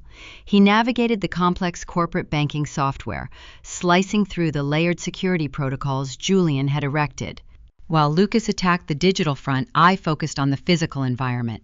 Julian was a man who trusted his digital encryption, but he was also a man who appreciated tangible leverage. He would never leave physical evidence exposed, nor would he destroy it if he thought he might need it to blackmail a co-conspirator later. I inspected the walls. High-end corporate offices rarely use standalone floor safes. I ran my hands along the dark wood paneling behind his desk, feeling for microscopic gaps in the seamless construction. My fingers snagged on a slight indentation behind a framed abstract painting. I lifted the heavy frame off its mounting brackets and set it gently on the carpet. A brushed steel wall safe stared back at me. It featured a standard numerical keypad combined with a retinal scanner. A retinal lock presented a tactical hurdle, but Julian was predictable. He preferred off-the-shelf security hardware dressed up to look like bespoke technology. I retrieved a small aerosol can of thermal reactive spray from my tactical gear. I coated the keypad. The chemical compound highlighted the residual heat signatures left by Julian's fingers earlier that evening. 4 numbers glowed faint blue in the darkness. I entered the combination. The keypad chimed, but the retinal scanner still blocked the release mechanism. I pulled a specialized optical bypass tool from my pocket, a device used in field operations to spoof commercial-grade biometric sensors by reflecting a generic retinal pattern into the lens. I aligned the tool with the scanner and activated the pulse. The heavy steel bolts retracted with a solid thud. The safe door swung open. Inside lay the unvarnished truth of my husband's existence. I bypassed the stacks of emergency currency and velvet jewelry boxes. I reached for a thick manila folder resting on the bottom shelf. I opened the flap and extracted the contents, laying them out on the polished oak desk under the glow of a small pen light. The first document was a physical receipt from a strip mall printing service located 40 miles outside the city. The invoice detailed a $300 charge for digital graphic design and rush printing. The customer name was Julian Pierce. He had paid cash to have a generic medical template altered to include falsified genetic data. It was the undeniable proof that the DNA test he slammed onto our coffee table was a calculated fabrication. The second document rested beneath a paperclip. It was a bank withdrawal slip stamped and dated 14 months ago, the exact morning of my in vitro fertilization procedure. The slip authorized a withdrawal of $150,000 in sequential, unsequenced cash from a Pierce family trust account. The signature at the bottom belonged to Victoria Pierce. Clipped to the back of the slip was a signed non-disclosure agreement bearing the signature of the fertility clinic director. It was the physical paper trail of the bribe. Victoria had purchased my pregnancy, treating my body as a vessel to harbor her deceased nephew's genetics. The final document sat at the very bottom of the folder, sealed in a black envelope. I broke the wax seal and pulled out the heavy parchment paper. It was the executed policy for my service members' group life insurance enhancement. The coverage amount was listed at $5 million. The policy included a specific hazard rider guaranteeing immediate payout in the event of an accidental death involving residential utilities. Julian was listed as the sole beneficiary. I stared at the paperwork, the holy trinity of evidence, the fraudulent eviction, the medical conspiracy, the assassination motive. The pieces of paper in my hand represented the total destruction of the Pierce family legacy. "I got it," Lucas whispered from the terminal, his voice tight with adrenaline. I turned my attention to the monitor. Lucas had isolated the pending offshore transaction. A wire transfer for $3 million was queued in the outgoing institutional ledger. The destination was a holding account registered in the Cayman Islands under the name of Page, his junior associate. Julian had liquidated the last remaining fraction of his client's portfolios and attempted to funnel it into a tax haven. "The transfer clears the final regulatory check in 2 minutes," Lucas said, his hands hovering over the keyboard. "Once it hits the offshore server, the money is untraceable. Julian and Paige will board a private charter flight an hour later." "Cancel the wire," I instructed. Lucas typed a rapid sequence of commands, utilizing his compliance override tokens to halt the transaction. The screen flashed green. The $3 million froze in the domestic escrow account, trapped within the jurisdiction of the Securities and Exchange Commission. Julian was now officially out of liquid capital. He had no escape funds. "We need digital copies of everything I said," handing the physical documents to Lucas. He placed the print shop receipt, the cash withdrawal slip, and the life insurance policy onto the glass flatbed of the executive scanner resting on the corner of the desk. He connected the scanner directly to my encrypted military hard drive. We stood in the dim glow of the computer monitor, watching the progress bar on the screen as the scanner digitized the evidence.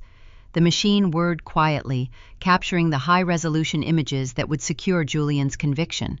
The progress bar reached 50%. Then 75%. The tension in the room thickened with each passing second. We were deep inside hostile territory, extracting the very secrets Julian was willing to kill for. The progress bar hit 99%. The scanner emitted a soft, finalizing beep. The encrypted hard drive locked the files into a secure partition. Just as I reached out to unplug the drive, the quiet darkness of the executive suite shattered. The overhead fluorescent lights snapped on, flooding the room in blinding, sterile white light. The fluorescent tubes overhead flickered and hummed, flooding the executive suite in a harsh, sterile glare. The sudden illumination stung my eyes, forcing my pupils to rapidly contract. I did not flinch or reach for my weapon. I stood perfectly still next to the polished oak desk. Standing in the doorway of the office was Julian. He was not dressed in travel clothes for a midnight flight to the Caribbean. He wore a pristine, tailored charcoal suit, the fabric perfectly pressed, his silk tie knotted with immaculate precision. He had anticipated our arrival. He had waited for us to breach his sanctum so he could control the narrative of our capture. Flanking my husband were 2 private security contractors. They were heavily muscled men wearing dark tactical uniforms, devoid of any corporate insignia. Their hands rested firmly on the grips of expandable steel batons holstered at their waists. They blocked the only exit, their boots planted wide on the plush carpet. Julian stepped over the threshold. A slow, predatory smile stretched across his face. He surveyed the room, his eyes lingering on the open wall safe, the digitized scanner on the desk, and the frozen computer terminal. He looked at Lucas, who was paralyzed in the desk chair, his hand hovering uselessly over the encrypted hard drive. "You really thought you could outsmart me in my own building?" Julian said. His voice echoed off the frosted glass panels, dripping with a sickening arrogance. He sounded triumphant. The panic I had witnessed on the hidden surveillance footage was entirely gone, replaced by the supreme confidence of a man who believed he held all the cards. He pointed a manicured finger at his younger brother. "Breaking and entering, theft of proprietary corporate data, corporate espionage." Julian let out a short, hollow laugh. "I was wondering how I was going to explain away the missing client funds to the regulatory board tomorrow morning. Now I have the perfect scapegoats. You broke into my office to steal trade secrets, and in the chaos, the money simply vanished. The police will find you both here caught red-handed, while I board my charter flight as the victim of a corporate sabotage." Lucas stopped breathing. The color drained completely from his face. He looked at the armed men blocking the door, realizing his brother intended to throw him into a federal penitentiary just to cover a financial hemorrhage. Julian turned his gaze toward me, his smile hardening into a cruel line. He detailed his plan to hand us over to the local precinct, ensuring we would be locked in a holding cell without bail while he escaped the country. He believed he had successfully neutralized the threat, secured his exit strategy, and engineered our total destruction in a single masterful stroke. I unplugged the encrypted hard drive from the scanner. I slid the device into the inner pocket of my dark, all-weather jacket and stood up straight. I squared my shoulders, projecting the unyielding authority of my commissioned rank. I did not look at Julian. I focused my attention directly on the two security contractors. Gentlemen, I stated my tone, even and freezing. I am an active-duty military cyber intelligence officer currently conducting a federal inquiry. If you take one step closer to me, you will be charged with assaulting a federal agent and obstructing a national security investigation. The mandatory minimum sentence for that offense is 15 years in a federal penitentiary. I suggest you step out into the hallway and wait for the authorities. The guards hesitated. Their eyes darted toward each other, the weight of a federal threat causing a microscopic fracture in their hostile posture. Julian let out a sharp, grating laugh. He shook his head, looking at me with profound pity. "You are a civilian wearing tactical pants," Sophie, Julian sneered. "You have no jurisdiction here. This is private property, and you are a common thief." He turned to the guards and snapped a sharp command. "Detain them. Break her wrist if she resists." The contractors shifted their weight, preparing to advance into the room.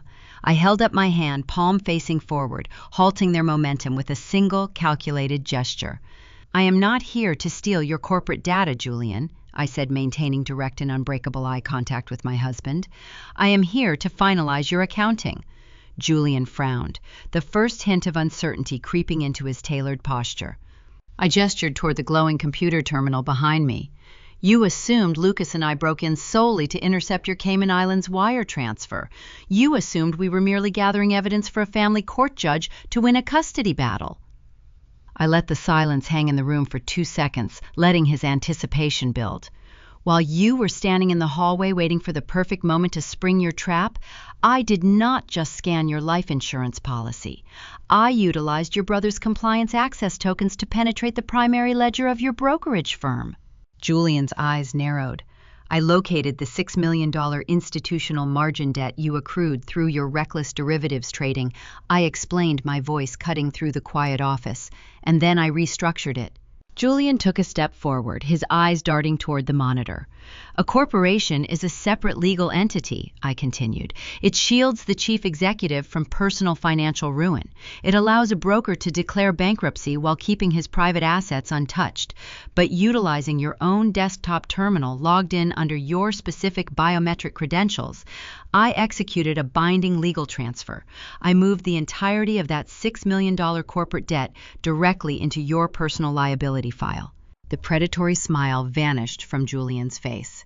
His jaw went slack. He stared at the screen, his mind struggling to comprehend the catastrophic magnitude of the digital maneuver. "You are no longer shielded by a corporate umbrella," Julian, I stated, delivering the killing blow. "You are personally, legally, and inextricably responsible for every single missing cent. If you run to the Cayman Islands tonight, you will not be hunted as a simple white-collar criminal. You will be hunted as a personal debtor to some of the most ruthless institutional lenders on the planet. Your life is forfeit." Julian stared at me, his breathing shallow and erratic. He opened his mouth to speak, to hurl a threat or demand his guards attack, but I was not finished. But I did not stop at the transfer. I added my words, striking him like physical blows. A digital debt relocation of that size triggers an automatic regulatory review. Instead of letting the automated system flag it tomorrow morning, I manually pinged the Securities and Exchange Commission Enforcement Division 15 minutes ago. I transmitted the offshore routing numbers, the forged compliance logs, and the undeniable evidence of your embezzlement directly to their local field office. Julian let out a ragged breath. The silence of the executive suite was abruptly shattered. A rising chorus of heavy sirens pierced the quiet Seattle night. The noise echoed up the glass walls of the skyscraper, growing louder and more urgent by the second. Red and blue emergency lights began to pulse against the floor-to-ceiling windows, casting frantic, swirling shadows across the plush carpet of the office. The heavy frosted glass doors leading to the hallway shattered inward. A tactical unit of federal agents swarmed into the reception area, their boots pounding against the floorboards. They wore dark windbreakers bearing the stark yellow lettering of the FBI and the SEC. The raid was swift and uncompromising. The two private security guards immediately dropped their steel batons and raised their hands in the air, refusing to engage armed federal authorities over a paycheck. The lead federal agent marched directly up to Julian. He did not read him his rights politely. He grabbed Julian's shoulders, spun him around, and forced him face first against the polished oak surface of his own desk. The cold metallic click of steel handcuffs echoed through the room, securing Julian's wrists tightly behind his back. Julian Pierce, the agent, barked, his voice booming over the chaos of the raid. "You are under arrest for staggering financial fraud, corporate embezzlement, and flight to avoid prosecution. We have a federal warrant to seize this entire facility and freeze every asset associated with your name." Julian thrashed against the desk, his eyes wide with unadulterated shock. He looked at me, realizing he had walked directly into a snare of his own making. He had built a pristine cage of lies, and I had simply locked the door from the outside. The agents hauled him to his feet and dragged him out of the suite, his designer shoes scuffing against the floor. Lucas let out a long, trembling exhale, slumping forward in the desk chair. He buried his face in his hands, overwhelmed by the sudden adrenaline crash. The immediate physical threat was neutralized, and the offshore transfer was halted, but the war was far from over. Money buys temporary freedom, and Julian's high-priced defense attorneys managed to maneuver the legal system the following morning. They argued successfully that the frozen assets mitigated his flight risk, securing his release on an exorbitant bail package funded by the last remnants of the Pierce family trust. While Julian sat confined to his Bellevue estate under a federal GPS ankle monitor, the true architect of the Pierce legacy began her counterattack. Victoria Pierce was not going to let her empire crumble quietly in the dark. She viewed the federal raid as a temporary setback, a public relations disaster that could be paved over with enough champagne and influence. She was planning a desperate high society cover-up, determined to host a lavish charity gala to spin the narrative, isolate me from the community, and salvage their reputation before the final indictments became public. She believed she could still control the board. She had no idea I was already planning to crash the party. The Emerald City Country Club sat on a manicured bluff overlooking the Puget Sound. Rain lashed against the floor-to-ceiling windows of the grand ballroom, but inside, the atmosphere was suffocatingly warm and drenched in the scent of expensive floral arrangements. Victoria Pierce had orchestrated this charity gala with a singular, desperate objective. She needed to spin the narrative. The federal raid on Julian's brokerage firm was already whispering through the upper echelons of Seattle society. To prevent a total exodus of her wealthy peers, Victoria required a public spectacle. She positioned herself in the center of the room beneath a towering crystal chandelier. Julian stood beside her. He wore a bespoke tuxedo, but his trousers were tailored just a fraction too wide, an obvious attempt to conceal the bulky federal GPS monitor strapped to his ankle. He looked pale, sipping sparkling water and avoiding eye contact with the room. Victoria, however, was in her element. She held a flute of champagne, regaling a circle of powerful tech moguls and real estate developers with a fabricated tragedy. She played the role of the heartbroken mother, whispering hushed lies about my supposed mental collapse. She claimed the military deployment had fractured my grip on reality, painting me as a traumatized veteran attempting to destroy a loving father out of sheer paranoia. She had spent 3 decades treating this social circle as her personal chessboard, moving alliances and reputations with practiced ease. She assumed I was hiding in my hotel room, paralyzed by the weight of her influence. She was wrong. I walked through the arched mahogany double doors of the ballroom. I did not wear an evening gown. I did not attempt to blend into the sea of silk chiffon and velvet. I wore my army mess dress uniform. The midnight blue fabric was immaculate. The stiff formal collar and gold-braided shoulder boards projected an aura of unyielding authority. Across my chest, the enameled ribbons and polished metals caught the light of the chandeliers, a tangible display of discipline and federal service. I was not a discarded wife. I was a commissioned officer walking onto a battlefield. The string quartet in the corner faltered. A cellist missed a note, the discordant sound grating against the elegant ambiance. The music trailed off into a jagged silence. The quiet clinking of crystal and silver ceased entirely. Hundreds of eyes pivoted toward the entrance. I navigated the crowded floor. The elite attendees naturally parted, creating a wide path as I approached the center of the room. Victoria saw me, and the practiced, sympathetic smile fractured on her face. Her eyes widened, a flash of genuine panic cracking her composed exterior. Julian took a sudden step backward, his hand instinctively grasping his mother's arm for stability. I stepped into their intimate circle. I nodded a polite greeting to Richard Sterling, a prominent venture capitalist whose portfolio represented a cornerstone of Julian's firm. Victoria recovered her voice, attempting to deploy her maternal concern script to maintain her audience. "Sophie," she said, her tone dripping with a sickly sweet condescension, "you should not be here. You need medical help, dear. The stress of your deployment has clearly clouded your judgment. We just want you to get better." I ignored her entirely. I kept my gaze locked on Richard. "Julian is currently out on a restricted federal bail," I stated, my voice carrying a clear, steady cadence over the quiet room. "The Securities and Exchange Commission seized his corporate servers 48 hours ago." Richard frowned, glancing at Julian, who was currently staring at the floorboards. "The financial regulators are auditing a routine discrepancy," Victoria interjected quickly, a shrill edge bleeding into her voice. "It is a minor clerical issue. I recommend you initiate an independent audit of your offshore escrow accounts by tomorrow morning." "Richard," I continued, cutting through her desperate static. "The clerical issue involves a $3 million margin deficit triggered on Tuesday. Julian patched his personal trading losses using your primary technology fund. The capital is gone." The blood drained from Richard's face. He looked at Julian. Julian did not offer a defense. He simply lowered his head. The other two moguls in the circle took a synchronized step backward. The contagion of financial ruin is a terrifying prospect in their world. Richard pulled his mobile phone from his tuxedo jacket and turned his back on the Pierce family. The rest of the investors scattered like frightened prey, pulling their spouses away and dialing their legal teams. Within 60 seconds, I had dismantled the social armor Victoria spent 30 years constructing. She stood isolated on her own dance floor. The surrounding guests were watching the whispers growing into a localized storm of gossip. Victoria realized she was suffocating under their stares. She needed a desperate maneuver to project solvency and power to prove her empire was still intact. She marched away from the center of the room, heading straight for the silent auction tables lined against the far wall.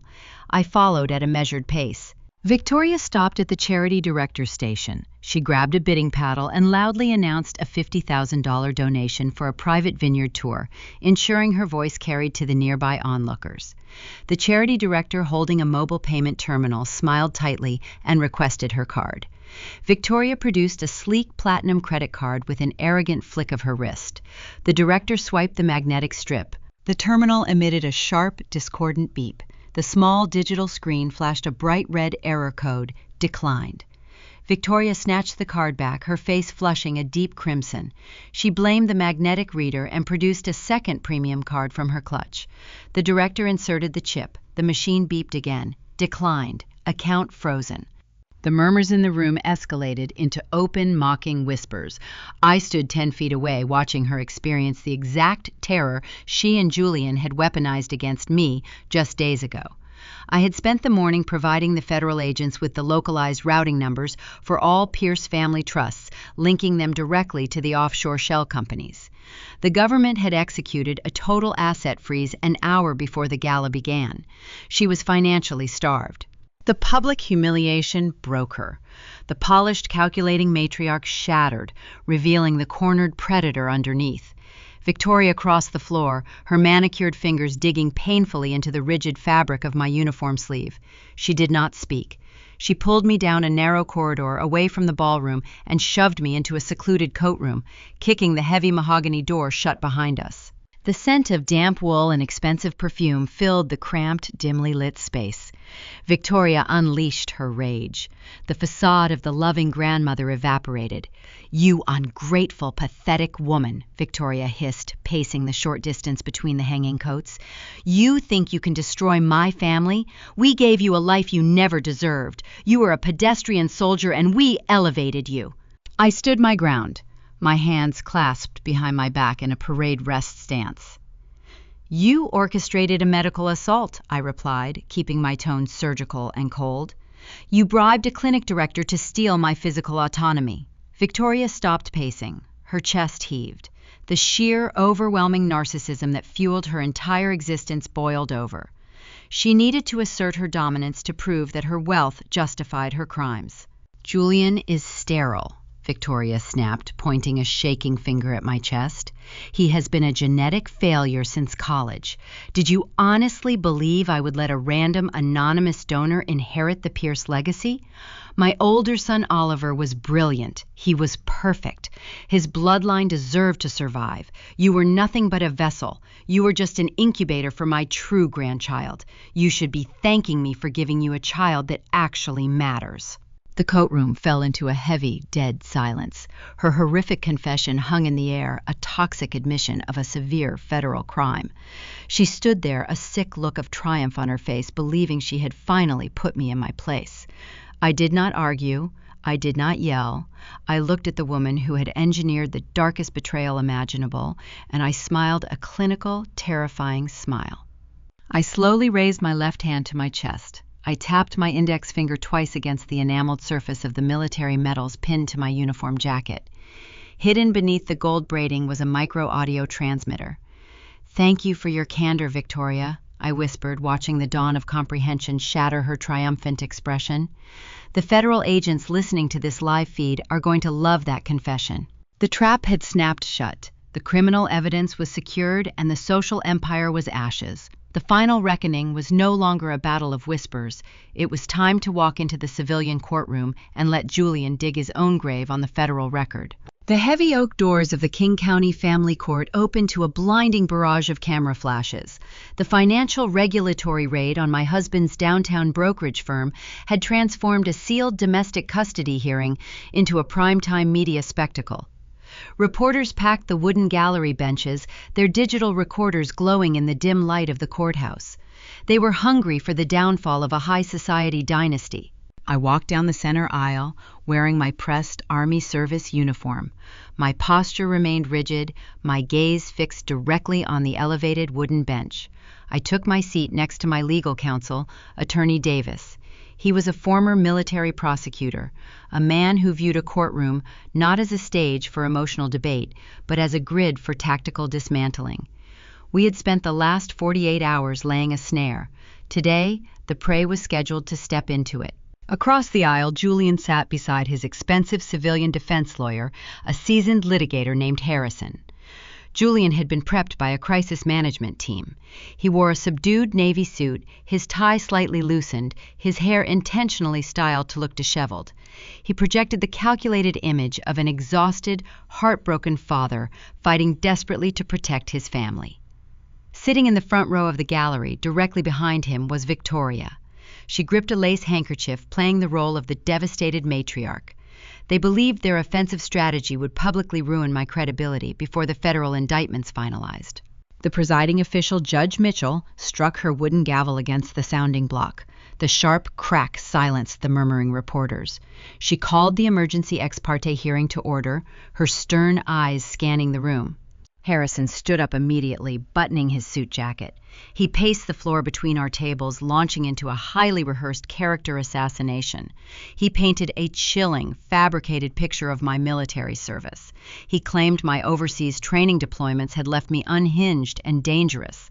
He told the judge I had returned home as a traumatized veteran, incapable of reintegrating into civilian life, and prone to violent outbursts. My client is a dedicated father who only wants to shield his infant daughter from a mother who has lost her grip on reality, Harrison stated, projecting his voice to ensure the reporters caught every syllable.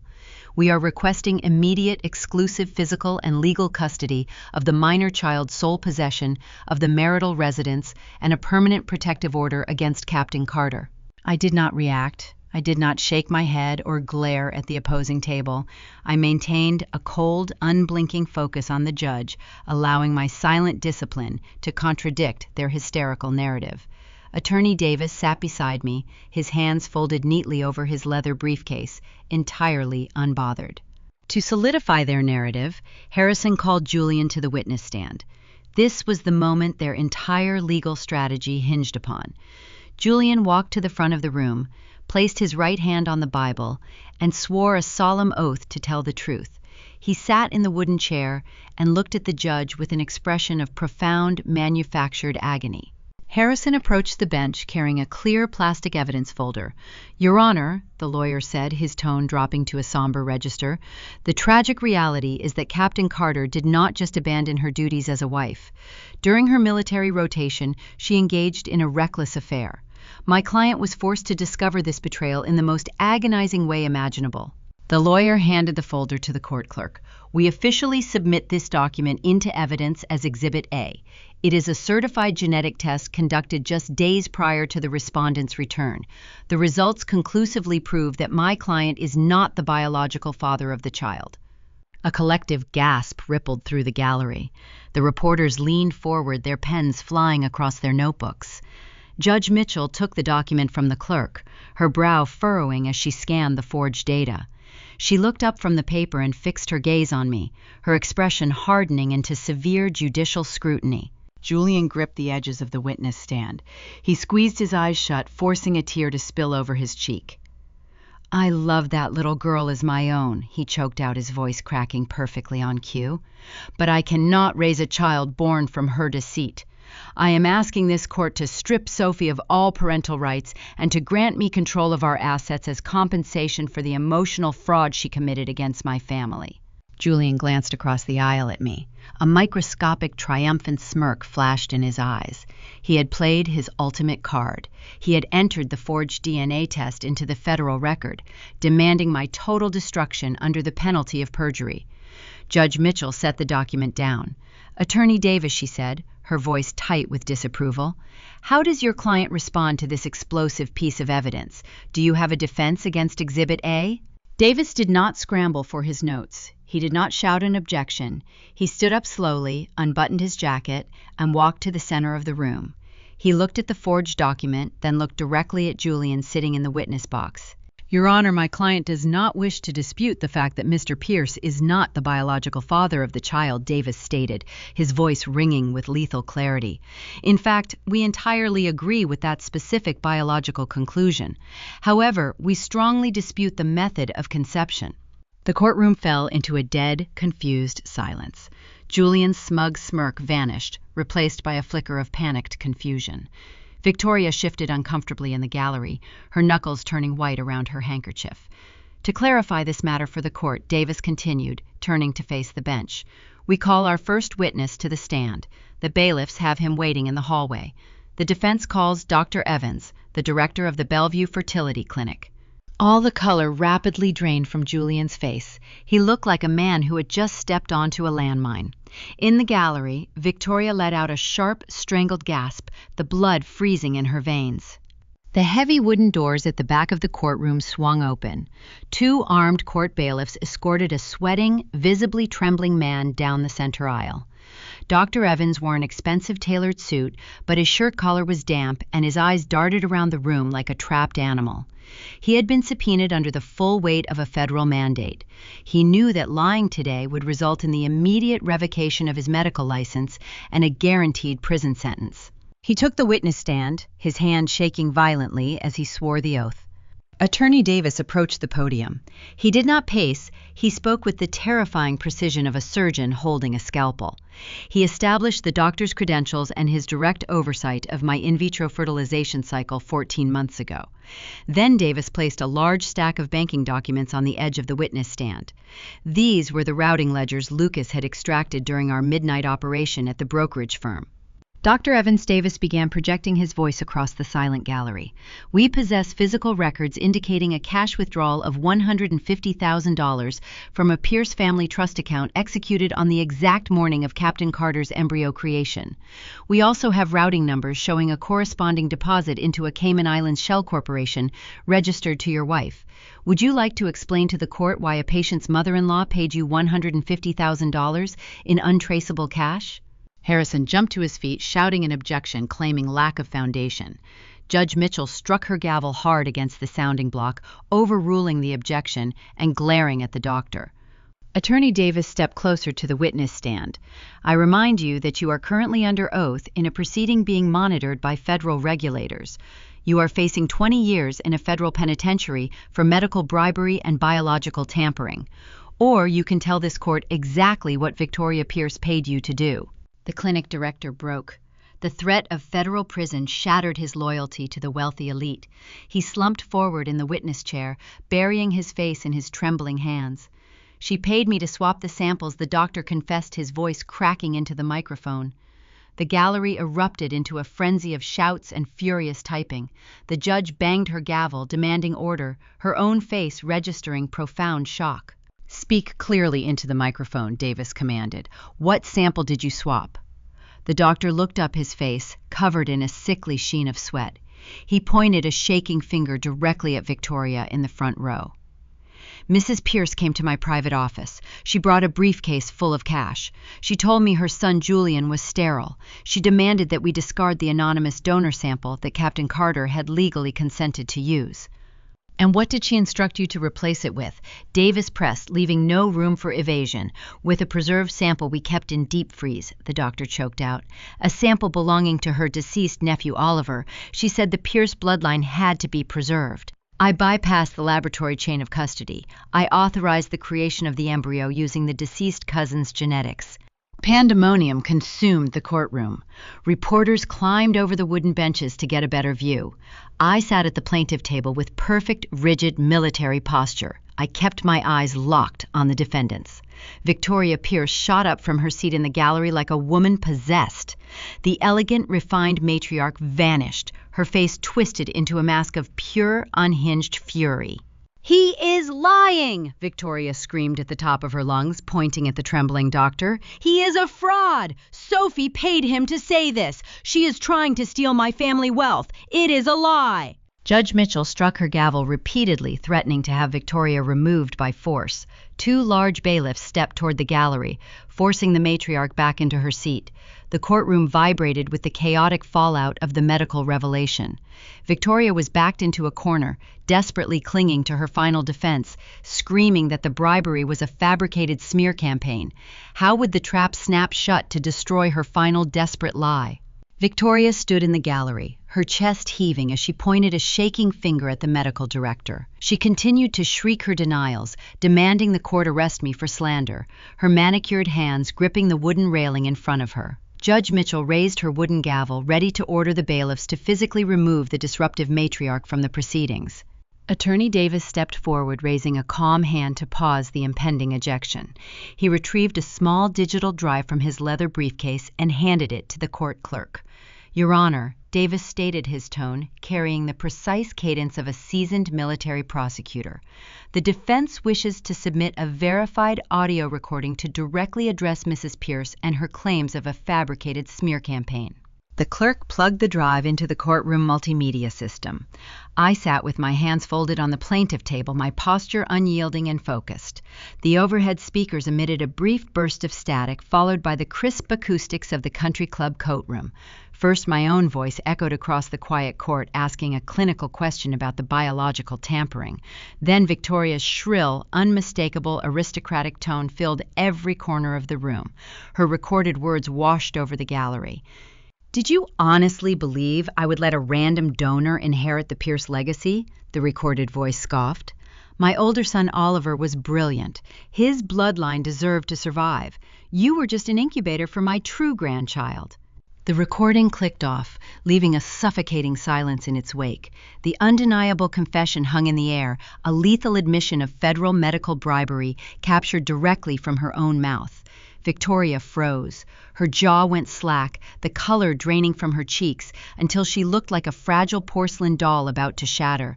She realized her own hubris had provided the very rope to hang her. Beside his defense attorney, Julian stared at the speakers, his eyes wide with rising terror. The polished broker understood that federal authorities were already monitoring his financial crimes, but this medical conspiracy carried a separate, staggering prison sentence. The primal instinct for self-preservation overrode any lingering familial loyalty. Julian sprang up from his chair. He turned his back on the judge and pointed directly at his mother in the gallery. "I did not know," Julian screamed, his voice cracking with frantic desperation. "She did this behind my back. She acted alone. I thought the clinic used the anonymous donor. She is insane." The entire room gasped. Victoria looked at her golden boy, her mouth falling open in profound shock. The son she had worshipped, the man she had committed unspeakable crimes to protect, had just fed her to the wolves without a second's hesitation. Before the chaos could escalate further, Attorney Davis pivoted his strategy, keeping the pressure unyielding. He called Lucas Pierce to the stand. The estranged younger brother walked down the center aisle, dressed in a sharp charcoal suit. For years, the Pierce family had treated Lucas like an invisible subordinate, mocking his career in corporate compliance. Today, he carried the encrypted hard drive containing their total ruin. Lucas took the oath and sat in the witness chair, refusing to look at his panicking brother. He connected his tablet to the display podium. 2 large digital screens descended from the ceiling, visible to the judge, the legal teams, and the packed gallery. As a certified forensic auditor, Lucas testified, his voice steady and analytical. "I examined the personal and corporate ledgers of the petitioner. I uncovered a systemic effort to conceal a $6 million institutional margin debt." Lucas tapped his screen. A detailed spreadsheet illuminated the monitors, highlighting the rapid liquidation of client portfolios. He then displayed the offshore routing numbers, tracing the stolen capital directly to a Cayman Islands holding account registered under the name of Julian's junior associate Page. Harrison, the defense lawyer, physically backed his chair away from Julian, realizing his client was actively orchestrating an international escape. But Lucas was not finished. He brought up a high-resolution scan of the physical print shop receipt we had extracted from the wall safe. "This invoice confirms Mr. Pierce paid $300 in cash to digitally alter a generic medical template," Lucas explained, turning to look directly at the bench. "Exhibit A is a total fabrication printed 40 miles outside the city limits." Judge Mitchell picked up the forged document, her hands trembling with unprecedented judicial fury. Submitting falsified evidence to secure child custody was textbook perjury, but the financial theft and the forged paperwork were merely the prelude. Attorney Davis approached the bench one final time. "Your Honor," Davis said, his voice dropping to a grim, chilling register, "we have one final piece of evidence regarding the true motive behind this custody petition." He signaled Lucas to play the hidden living room camera footage. The screens shifted from banking ledgers to the infrared recording of my Bellevue home. The digital timestamp confirmed the footage was captured on the night of the ambush. The video showed Julian and Paige pacing nervously across the hardwood floor. The enhanced audio hissed through the courtroom. Paige chewed her thumbnail, her voice trembling as she asked if the gas leak would look like an accident. The gallery held its collective breath. Julian appeared on the screen, cold and calculating. "I loosened the primary valve behind the stove this afternoon," the recorded Julian confirmed. "The house will fill with natural gas by Tuesday morning. One spark from the front door light switch and the entire structure detonates. The $5 million military life insurance pays out directly to me." The video ended, plunging the court back into a horrifying silence.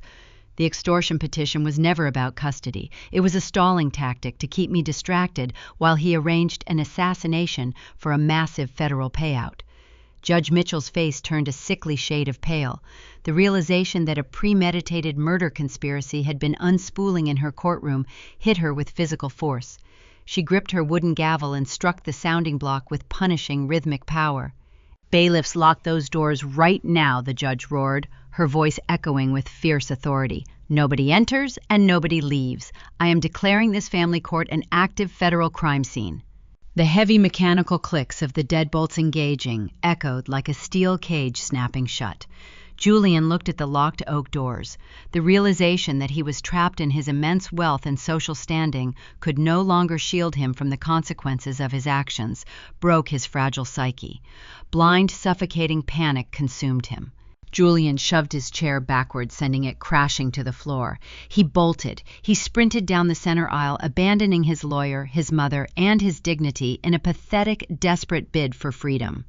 He did not make it past the third row of benches. Two armed United States Marshals stationed near the exit for the impending financial arrest converged on him with terrifying speed. They did not gently detain him. They hit Julian with a brutal tactical tackle, driving him face first into the hard linoleum floor. The impact echoed with a sickening crunch. A thin streak of bright red blood smeared across the polished floorboards from his fractured nose. The marshals pressed a knee between his shoulder blades, twisting his arms backward until the heavy steel handcuffs clicked securely around his wrists. The architect of my destruction lay pinned and bleeding in the center of the room. The Pierce legacy was eradicated, their arrogant empire reduced to ashes and shattered reputations. The criminal evidence was undeniable, and the trap had executed flawlessly. But with the courtroom locked down and the federal authorities taking command, what is the final, inescapable sentence? The air inside the federal sentencing tribunal tasted like polished brass and stale institutional floor wax. It was a sterile theater designed for ultimate finality. I sat in the front row of the gallery wearing my crisp Class A uniform, watching the final gears of the justice system crush the remnants of the Pierce dynasty. The media circus was barred from this specific chamber, leaving only the quiet, heavy weight of consequence. The side doors opened. Two armed United States Marshals escorted my husband into the room. The tailored Italian suits and the arrogant swagger were gone. Julian wore a standard-issue neon orange jumpsuit. Heavy steel transport chains bound his wrists and ankles, clinking rhythmically against the dull linoleum. His skin held a sickly gray pallor, his cheekbones jutting out sharply after months in pretrial holding. He shuffled toward the defense table, keeping his eyes glued to the floorboards. Victoria emerged next, led by a female corrections officer. The high society matriarch who had weaponized her wealth to steal my biological autonomy looked hollowed out. Her designer pearls and silk blouses were replaced by a drab khaki uniform. Her hair, once styled to perfection, hung in limp gray strands around her face. Her country club friends had abandoned her the instant the federal indictments dropped, leaving her isolated in the stark reality of her own hubris. The presiding federal judge, a veteran jurist with a reputation for unforgiving sentences, took his seat at the elevated bench. He opened a thick leather-bound binder containing the coordinated findings of the Federal Bureau of Investigation, the Securities and Exchange Commission, and the Department of Defense. The judge did not waste time with introductory pleasantries. He stared down at my husband with a gaze forged from cold iron. Julian Pierce, the judge, announced, his voice echoing off the high-paneled walls. You orchestrated a staggering financial fraud to support an unsustainable lifestyle of pure greed. When your house of cards began to collapse, you did not take responsibility. Instead, you attempted to assassinate your serving military wife for a life insurance payout, and you conspired to frame her in a court of law using forged documents. Your actions demonstrate a level of sociopathic calculation that makes you a severe and permanent danger to society. Julian squeezed his eyes shut, his shoulders curling inward. He looked fragile, a hollow shell of the man who had tried to play God with my life. For the charges of attempted murder in the first degree, wire fraud, embezzlement of client funds, and perjury, the judge declared, I sentence you to 25 years in a maximum security federal penitentiary. This sentence will be served without the possibility of early parole.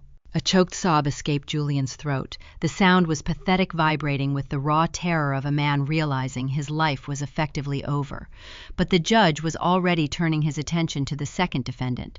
Victoria Pierce, the judge, continued, his gaze shifting to the woman who had engineered the ultimate biological theft. You utilized your wealth to corrupt a medical institution, bypassing strict federal reproductive laws to satisfy your own twisted vanity. You purchased human genetics like property, and you conspired to silence the mother of that child. Your bank accounts cannot shield you from the consequences of your profound moral bankruptcy. Victoria trembled, tears spilling over her wrinkled cheeks and dripping onto the collar of her prison shirt. For the charges of federal medical fraud, conspiracy, and bribery of a medical official, I sentence you to 10 years in a federal correctional facility. The pounding of the wooden gavel sealed their fates. The marshal stepped forward, gripping Julian and Victoria by their arms, hauling them toward the holding cell doors. The architects of my nightmare were swallowed by the dark, permanent machinery of the federal prison system. But the prison sentences were only the physical punishment. The financial execution followed with ruthless efficiency. The federal government initiated a total liquidation of the Pierce estate. The sprawling Bellevue mansion where Victoria had hosted her elite galas was seized and auctioned off to the highest bidder. Julian's luxury vehicles, his vintage watches, and the remaining capital in his hidden offshore accounts were drained. Every single cent was repurposed to pay restitution to the investors he had defrauded. Whatever capital remained from the sweeping liquidation was diverted directly to satisfy the multi-million-dollar civil damages lawsuit my legal team had filed against them for emotional distress and fraud. The generational wealth that Victoria had committed federal crimes to protect was wiped off the face of the earth. The Pierce family was left penniless, stripped of their power and their legacy. The surplus millions were wired directly into my secure military banking accounts, transforming their stolen empire into a bulletproof financial fortress for my daughter. With my perimeter secure, the final phase of the operation required a return to the King County Family Court. Judge Mitchell presided over the concluding custody decree. There was no defense table left to oppose us. I stood before the bench and watched the judge systematically eradicate Julian from our lives. Based on his conviction for attempted murder, his undeniable financial fraud, and his horrific medical manipulation, the court permanently terminated every single one of Julian's parental rights. But Judge Mitchell went a step further. She signed an official mandate ordering the Department of Vital Statistics to issue a new birth certificate for Emma. Julian's name was struck from the record. The biological reality that he was genetically her uncle offered him no legal standing. He was legally and irrevocably severed from my daughter. It was the ultimate poetic justice for a man so obsessed with preserving his pristine bloodline. He was erased. 14 months later, the chaos of the trials had settled into a rhythm of unbroken tranquility. I continued my service in the Army Cyber Command, earning a promotion while raising Emma in a beautiful, heavily secured home nestled in a quiet, wooded suburb far away from the superficial high society circles of downtown Seattle. The nightmare of my marriage felt like a distant, neutralized threat. Then the past attempted to breach my defenses one last time. I was standing in my kitchen sorting through the afternoon mail. Hidden among the standard utility bills and military correspondence, I found a thin, cheap paper envelope. The return address was stamped with the bleak insignia of a maximum security federal penitentiary. The sender was listed as inmate Pierce. I did not feel a sudden spike of panic or a rush of residual trauma. I picked up a stainless steel letter opener, sliced the top of the envelope, and pulled out a single sheet of lined institutional paper. The handwriting was shaky and erratic, lacking the bold, arrogant strokes Julian used to project. I read the letter with cold, detached observation. It was a rambling manifestation of a broken man. Julian spent the first paragraph begging for my forgiveness, claiming the isolation of his concrete cell had finally forced him to realize the magnitude of his sins. He wrote that his mother was struggling in a different facility, that his wealth was gone, and that his daily reality was a terrifying nightmare of confinement. But the final paragraph revealed his true motive. He pleaded with me to bring Emma to the prison. He begged to see his daughter one last time. He claimed he needed to look into her eyes and explain himself to somehow impart a legacy other than that of a convicted felon. He was desperately clinging to the delusion that he still held some kind of emotional significance in our lives. Most people would have simply thrown the letter into the shredder and ignored the desperate pleas of a convicted criminal. But I am an intelligence officer. I know that an enemy who is left to wonder is an enemy who continues to scheme. Leaving his request unanswered would only allow him to build false hope in his cell, fueling a dangerous delusion that a reconciliation might someday be possible. I needed to extinguish the last remaining ember of his arrogance and set the ultimate unbreakable boundary. I contacted the Federal Penitentiary Administration office and officially scheduled a secure glass partition visitation. I was going to pay my ex-husband one final visit. The drive to the maximum security federal penitentiary took exactly 2 hours. I navigated my heavy vehicle through the desolate winding roads of the rural countryside, watching the dense pine forest give way to a sprawling landscape of concrete razor wire and reinforced steel guard towers. I parked in the visitor lot, locked my weapon in a secure compartment in my vehicle, and walked toward the primary intake facility. I wore a sharp, tailored civilian suit. I did not need my military uniform today to project authority. The federal court mandate granting me absolute, unchallengeable custody of my daughter, combined with the total financial annihilation of the Pierce empire, was all the armor I required. The security screening was rigorous. A corrections officer escorted me down a series of long, sterile corridors illuminated by harsh, buzzing fluorescent lights. The heavy mechanical slamming of iron gates echoed behind me, a stark reminder of the permanent, suffocating reality my husband now inhabited. The guard directed me into a small, windowless visitation booth bisected by a thick panel of reinforced, bulletproof glass. I sat down on the bolted metal stool and waited. 5 minutes later, the heavy steel door on the opposite side of the glass swung open. Julian shuffled into the booth. The transformation was devastating. The fast-talking investment broker, who used to dominate high society ballrooms, was a hollow ghost. His bright orange prison jumpsuit hung loosely on his frame, highlighting a severe, unhealthy weight loss. His posture was hunched, his shoulders rolled forward in a permanent state of defeat. The dark circles under his eyes looked like bruises against his pale, sun-deprived skin. He sat down on the metal stool across from me, his chained hands trembling as he reached for the black telephone receiver mounted to the wall. I picked up my receiver and held it to my ear. I did not speak first. I let the heavy, dead silence stretch across the secure line, forcing him to initiate the surrender. Sophie, Julian whispered.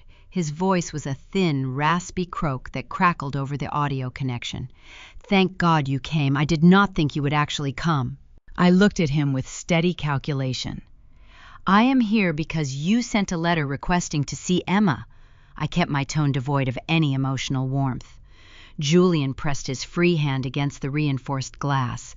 Tears welled up in his sunken eyes, spilling over his cheeks in a pathetic display of manufactured grief. He was trying to summon the charm he had once used to manipulate me, attempting to play the role of a remorseful man seeking redemption. "I am so sorry," Julian sobbed, his breath fogging the glass partition. "I lose my mind in this cell every single day. I think about the life we had. I let my mother get into my head. I let the debt panic me. But I loved you. Please, you have to believe me. I just need to see her. I just need to look at her and tell her I am sorry. I need to leave some kind of legacy outside of these walls."